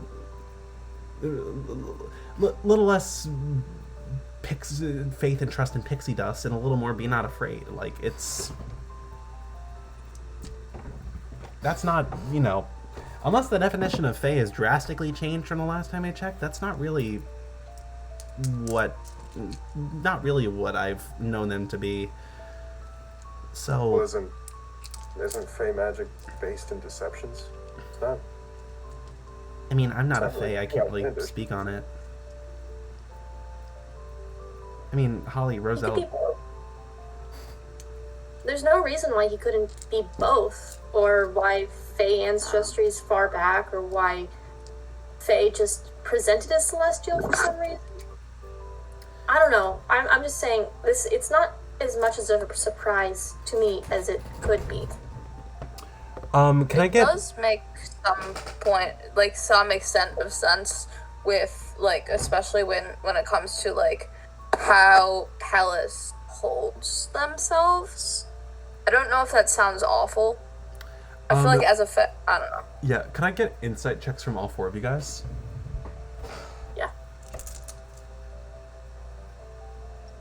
13. 17. I got a soft 20. 3. Holly, I think you're like still a little bit mentally wrapped up in the fact that Buddy T Elf is just out there, and Lav's comment on him has just made you ever so slightly paranoid all of a sudden, as you like find yourself like checking under your cushion just in case. But Dakota, you remember something. One of the last times you guys had a conversation like this, a while ago, it was either DM's forgetting if it was before or after Halloween, but it was around that time when you guys remembered Holly and Noelle saying that Saint Nick is both of celestial and fey ancestry. Oh. So This doesn't necessarily mean that Pallas is related to Saint Nick, but Dakota was about to say that as a joke, so that's very funny. yeah, but Pallas is Santa. but it does mean that what Syriie and Holly are suggesting is completely in the realm of possibility. That they can be both. Mm-hmm. Yeah. Yeah, I think it's like what we all said. There's not really an exact label on these things. Or if anything, they just have both labels. They can be both. DM thinks that this is just a long-winded gender allegory. Anyway, Huh.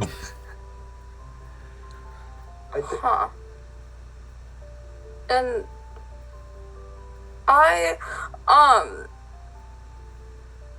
you know what? Now's not the time for a joke. I was gonna joke, but it was gonna be funny. please make a but- joke. The vibes are fucking DOA right now. I mean, think about it this way. You know, it's been proven Santa's an elf, or Santa is. So what if they're just the same person? I put them together. I mean, part of that is because the one time that we saw him was in a lot of fun. Ha ha ha. You you see that Ori raises their hand. So that's fine and good and all that, but so correct me if I'm wrong, Syriie, but plane shifting is hard. It's not exactly anything that even the more powerful, casters out there are really capable of without a lot of practice and a lot of magical energy to expend. It's not as simple as waving your fingers and finding yourself in another dimension. Banishment's the easiest way to get someone, to another dimension, and it's more, unwillingly at this point. But have we all thought about why the most powerful sorceress in all of town hasn't gone looking for Pallas? What is his mom doing? It irks me that we haven't heard from her. Not just like us specifically, but the only statement made was from Celine. Part of me wants to just brush it off because they're Pallas's parents. Of course they're going to be they're going to want privacy, and they're probably, whatever we're going through, they're probably going through it worse. They're family after all. But on the other hand, if there's anyone, I mean, we all know that Pallas Astrophel is not someone to be fucked with. She's a powerful sorceress. And we don't really know exactly what the root of that power is, but we know that she has got to be one of, if not the most powerful people in Comet Heights, and that transcends politics. Would it not be possible for her to go find him?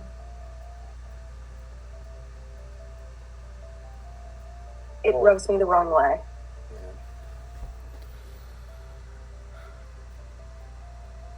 I mean, do we know anyone else who could be there, or who could, be able to go? I mean, has anyone noticed we Oh. haven't... what were you going to say? I remember seeing Rovius talking to Deputy Headmaster.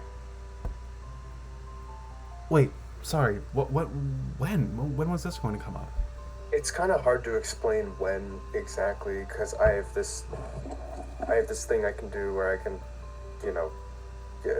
look back at anything that happened in a day if I'm there. That's fucking crazy, and I'm not going to ask. Please continue. Yeah, no, I don't even know. I don't even know. I saw them having a conversation when class was supposed to be happening. They thought no one could see, but the mountain still remembers. They basically had a short conversation, but they seemed to know each other. They seemed to be working together. Or not working together. It's all very confusing. No, they know each other. I assume if Enix and Syriie had this conversation, like, Yeah, basically Enix told they us. mentioned who was there. Yeah. That's how Enix knew that it was the Feywild. Speaking of, yeah, they were. Apparently, Calvary has been jumping back and forth frequently, which, knowing what I do now about plane shifting, is impressive to say the least. Wait, so... Calvary is a Feywild double A... Here's the thing that irks me. Have any of you seen Calvary in the last 2 weeks at school? No. Have any of you heard from him? He hasn't made a single announcement. He hasn't poked his head in a classroom. He's gone. And it feels like the school's being a lot more quiet about that. I would have gone to speak with him if I had seen him. Hasn't been anywhere. Syriie, did you say everything that Enix told you about the conversation? About, like, what Rovius asked Calvary to do? Mm-hmm. I'm just confused because I don't know if Calvary's on our side or not. Well, on our side, they do quotation marks with all four of their hands, but on our side, but it feels as though they're almost acting like they're helping Pallas. I mean, we can't forget what they said at the battleground either. I mean, you know, whenever someone talks about the greater good, we always know it's bullshit, but it's... If Calvary's getting involved in a way that's supposed to be helping Pallas, then you don't think that he's at the Feywild right now, do you? It's a possibility. I don't know if I feel comforted by the fact that Pallas isn't alone or frightened about the fact that it's Calvary. I mean, we saw what happened to Galilean. Completely froze.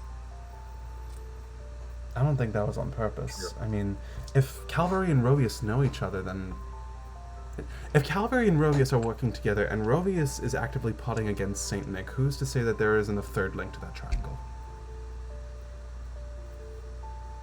The third link would be that Cecilia person. Well, I was going to say the third link being Calvary and Saint Nick. That's still another element. What? Because how does that tie in to Pallas? I mean... The Celestial Fae thing. Maybe. I mean, we all know at this point that we can't look at Saint Nick and Pallas as isolated incidents anymore. Like Holly said, they're intertwined somehow just by association. It's not just the fact that Cecilia and Rovius are working together, they're working in tandem with one another.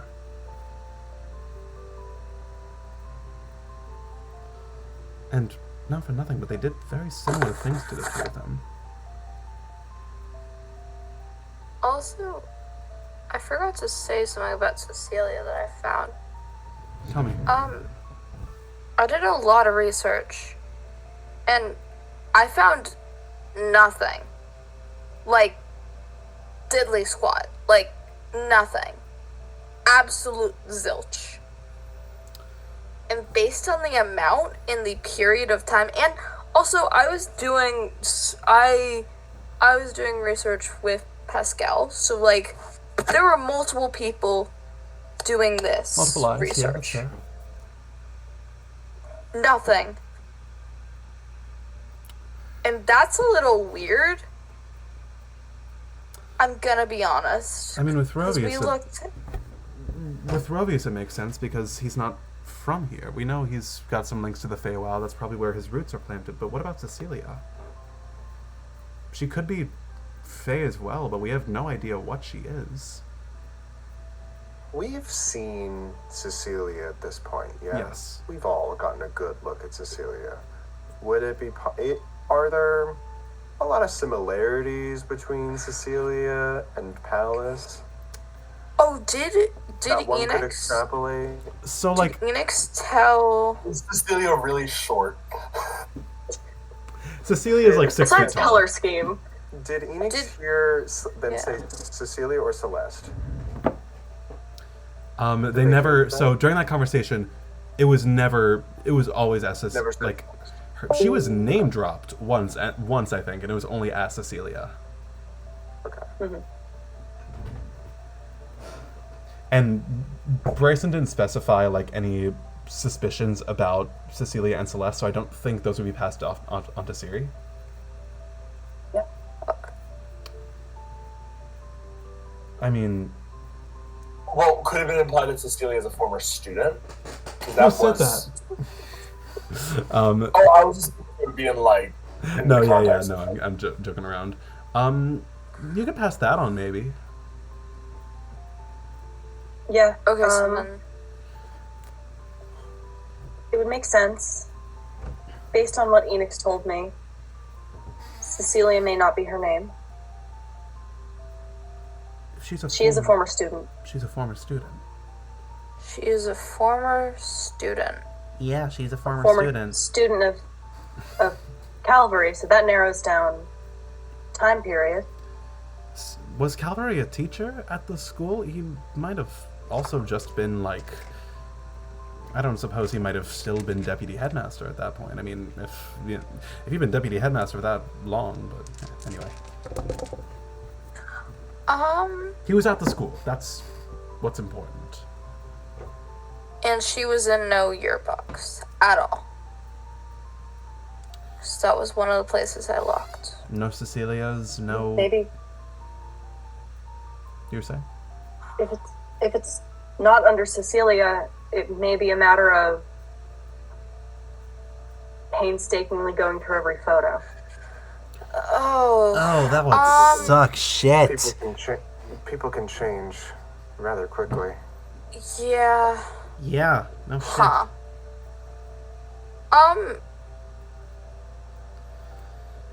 Because I feel like, could we? That's too many students. There's too many students for us to narrow. It just feels too big.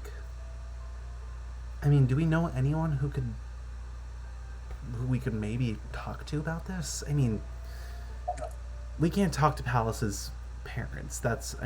We all agree that's out of the question, right? For multiple reasons. Is it? They're actively grieving, and honestly, I don't know if we trust Pandora with... I wouldn't let her hold my drink at a party.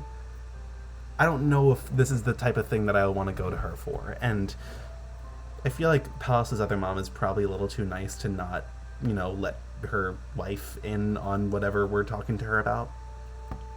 How old did we guess that they were? Who? Cecilia. Cecilia, she looks like she's like in her late 30s, early 30s. Oh, okay, so then not of age group that, like, I don't know, Danique or... Too old. Okay. Too old for, like, Syrie's siblings, but also too young for, like, Lena or, like, any of your parents. She's, like, just old enough to maybe be, like, for those of you who have older parents, like Enix, or like, Pallas, like, she's just old enough where, like, she could have maybe been their kid at some point, but, like... You just did this perfectly timing So we just didn't know, didn't you? I'm sorry, I'm fucking with you. Well, I mean, I'm glad we have a little more context, but I feel like we're not... There's only so much we can do with only what we know before. I mean, we've scoured every corner of the library. We've looked all over the place. Roselle, you said you were going to be poking around Lake Boreas. Did you get anything for that? That was more for like, I had noticed that Carnation was weird about it. I wanted to see if there was a route for that. Really, the only thing I got from that was that Carnation has just this deep-seated mistrust of Pallas. Join the club. Yeah. But I guess that's more of like an instinctual thing versus an intelligent thing. So I didn't bring it up earlier because I thought that would be a little bit of too much of a sore spot. But Roselle, as you say this, you hear in the back of your mind, "No, it's all good."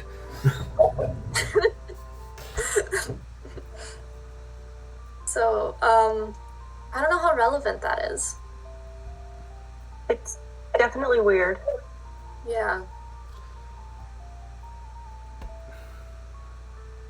I mean, not even just, like, Carnation's not exactly an animal. No. Kind of just pure arcana, right? Just True. weird magic shit. I believe so, yeah. Yes, I can corroborate this for the most part.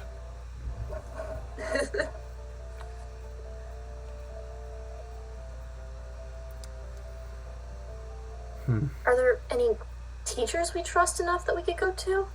Or is... Because if they've been at the school long enough, they'd at least have an idea of students. Who are some teachers that taught at the same time as Deputy Headmaster? I have an out of character. Oh, sorry. Oh, no, you go first, Lake. You can go first. I don't even know if they taught at the same time. Okay. Well, Amaryllis Frostfeather, I think, was probably of that age. She's pretty old. If we're talking about, like, this is going back, like, 20-odd years. So I think Frostfeather for sure. I think Lelaire, the cleric, Roselle and Enix's cleric teacher, for sure. Or, like, spellcasting teacher, rather. There are a couple others who are, like, of races who last a little bit longer. I can, as a DM, I can rule out Hopebringer. Hopebringer's on the younger side, yeah, Lake? No. I was playing with my mic. I thought you were raising your hand, dog. Yeah, I can rule out Figaro, and I can rule out. Well, I mean, the name Figaro means more to these four than I do Lake. But I can rule out Figaro, and I can rule out Hopebringer. Frostfeather and Lelaire are like the two that like immediately come to my mind.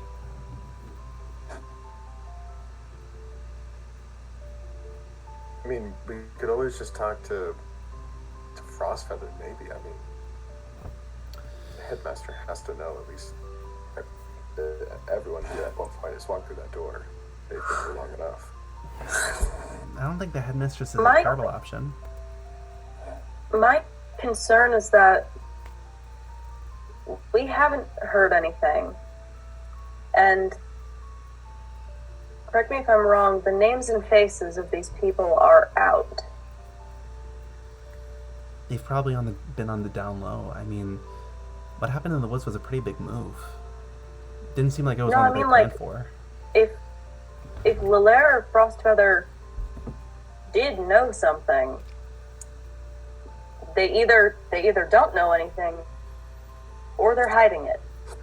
They're probably hiding it, because we saw that Deputy Headmaster was hiding it too. But that doesn't mean that they are. They clearly had some bigger part in this. Cavalry might have, but That's we can't just. That's what I'm saying. I don't know who we can trust.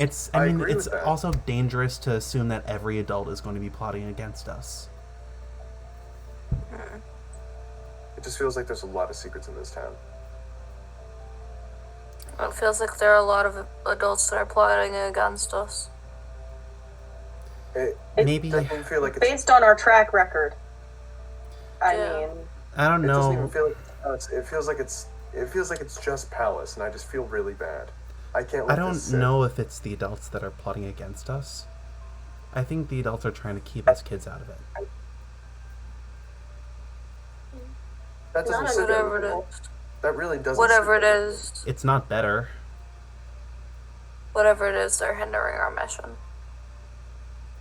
So what we need to do is stop keeping secrets from each other and start prying them from other people. If we can go to the headmistress, or maybe Roselle, you can go to Lelaire. I know he likes you. I mean, Maybe we can. I could. I feel like this would all be cleared up if we just talked to the Astrophels. Like, why not? What are they going to tell us? Anything? You know, we've certainly been holding on to things that we haven't told the police. Are you saying we should like negotiate information with the Astrophels? I'm saying they're probably looking for Pallas, and they're probably looking for help too. And if not, well, that's an even bigger conspiracy that I can't even wrap my head around. But I'd imagine that they're looking for Pallas and care for Pallas, so they're probably our best bet. I mean, I guess my last, well, not my last question, but last big thing is like, Rovius said that whatever was happening in Pallas wasn't a temporary arrangement. It's been a month. What do you think is going on? Can I make an Arcana check about the Feywild Sure. to answer this specific question? Okay. And other people are welcome to do so. Holly and Roselle, if you would like, you may roll this with advantage. Because of time dilation.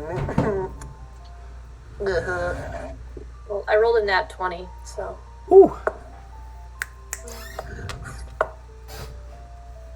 I rolled a 21. And then I rolled a nat 1. So I'm going to keep the 20. I would like to say Syriie's -1 intelligence still gets her a 17. Wow. Tommy, as you know, I do have advantage on Arcana checks, and I want you to know that I got a 13. Cool.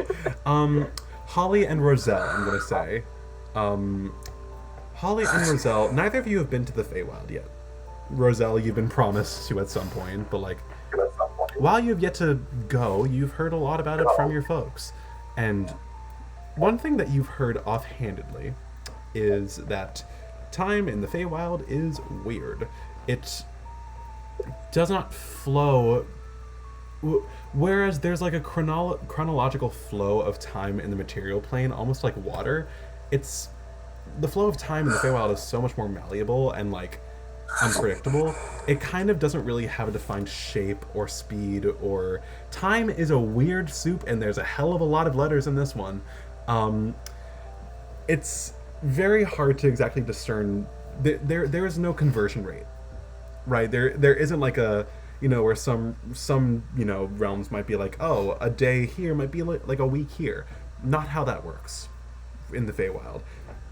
For all you know, Pallas could be spending what, if Pallas got home today, he might be spending what might have felt like an hour, a day, a year. We don't really know. It's very much, you know, contingent only on the whims of whatever force is taking hold of the reins of magic in the Feywild.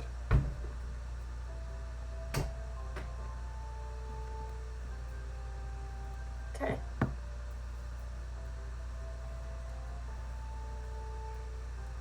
That's what you find out. So that check was spurred from the inquiry about like where like why they might not have returned, like at the time that they might have wanted to. I guess that was kind of like a meta check a little bit. I apologize for that. Maybe. No worries.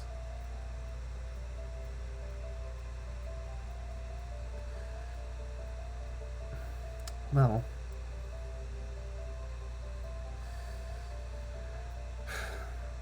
Bottom line is, I know we all still have a lot of questions. And I know we all feel really weird about a lot of them and a lot of what's happened, but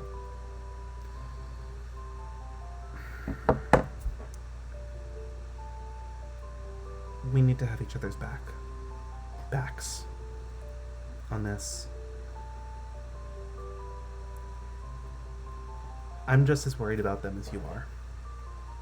And if we're going to figure anything out, if we're going to get anything done, we're not going to get it done like this. I don't know if it means like, oh, we're getting the band back together or whatever, but this is for a friend, right? Or, I don't know about my friend, but your friend.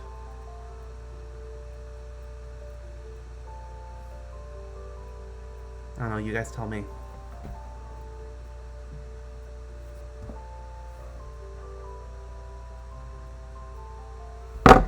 You guys tell me.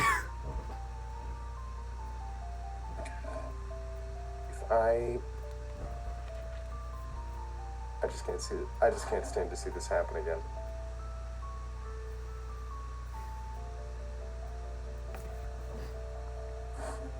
I just need to know that you guys...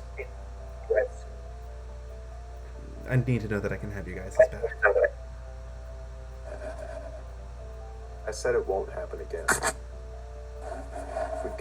I've got your back, for sure. Got everyone's back in here.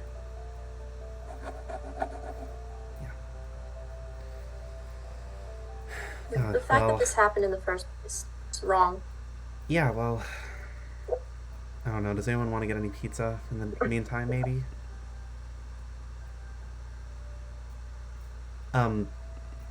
Wait, hold on. Guys, check the chat. What? Why don't you go ahead and check pizza time if you haven't? Yeah. What? If only the bot worked. Anyway. The bot did... Wait, did the bot not work? Is it a lowercase? The bot didn't work. Is it a lowercase p? Yeah, is it?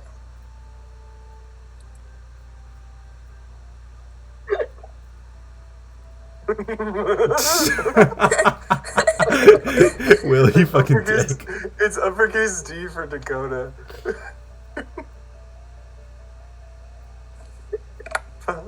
Wait, hold on. Let's just see. Because the bot might have just broken, but...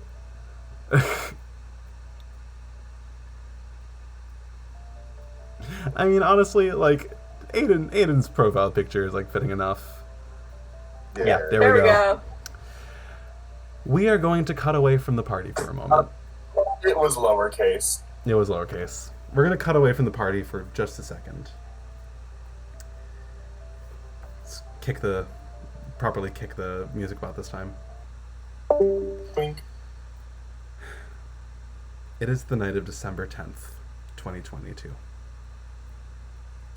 Pallas. You feel your body has been wrenched from the threads of another world and back into this one. As in your giddiness and glee, just to be back, you have no idea when it is, where in Comet Heights you are, you just know you're home. And as your hand presses against the snow-covered ground beside you, you feel it brush up against something. Sure enough, you fumble through the snow, and from it you pluck your ring of mind shielding. Wait. My what? Sorry, not. Oh my god, sorry, it's late. Your arcane, your arcane focus. You said the right thing. No, I'll take it. No. Your ring, your arcane focus, the Astrophel ring.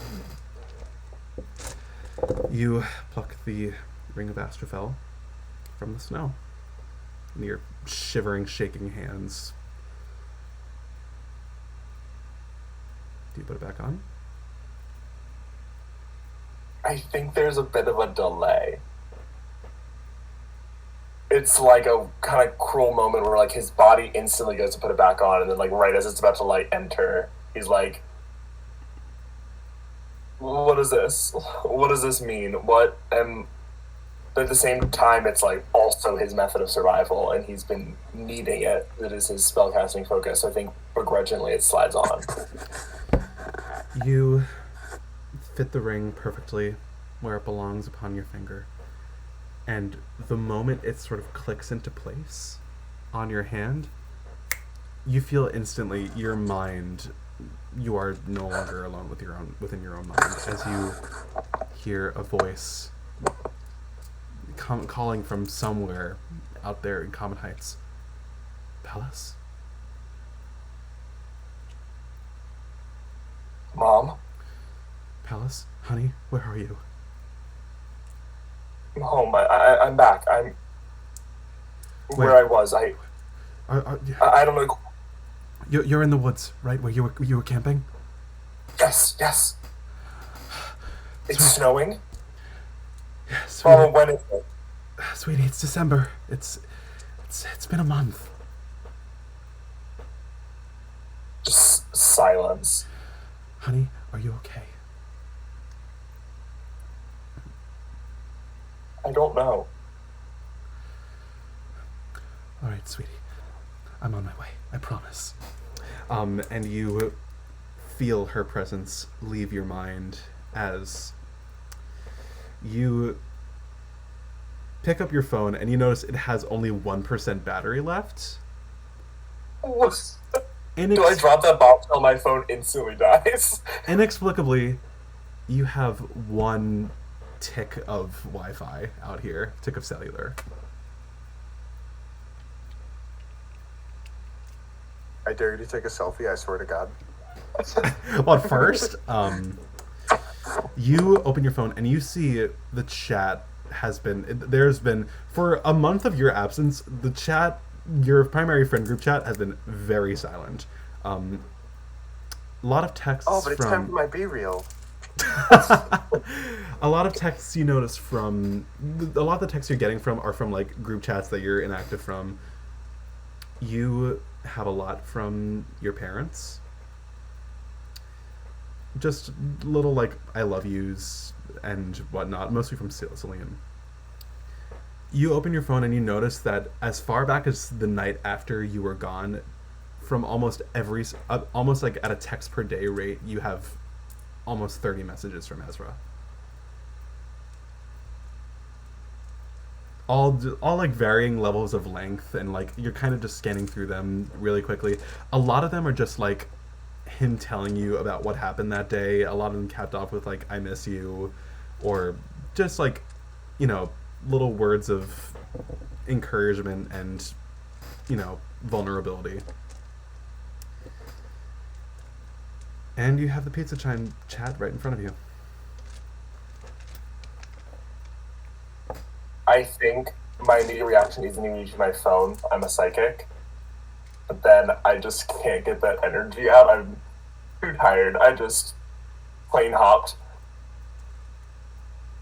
And I think I look at my phone battery and I'm like, I can get one text. I'm gonna try to make this count. And I send it to the Pizza Time group chat. You send it and then your phone dies. You are left sitting in the midst of the snow. You're left sitting in the midst of this snowy field, this little clearing that was once where you guys were camping, and it's now covered in snow and sleet, the trees around you dotted with coats of white. And as you slip your phone into your pocket, you turn over your hand, and you notice something interesting. You peel your sleeve back a little bit, the sleeve of your little outfit. Jutting out of your, kind of the area where like your wrist is on your forearm, tiny little colorful shards are protruding from your skin.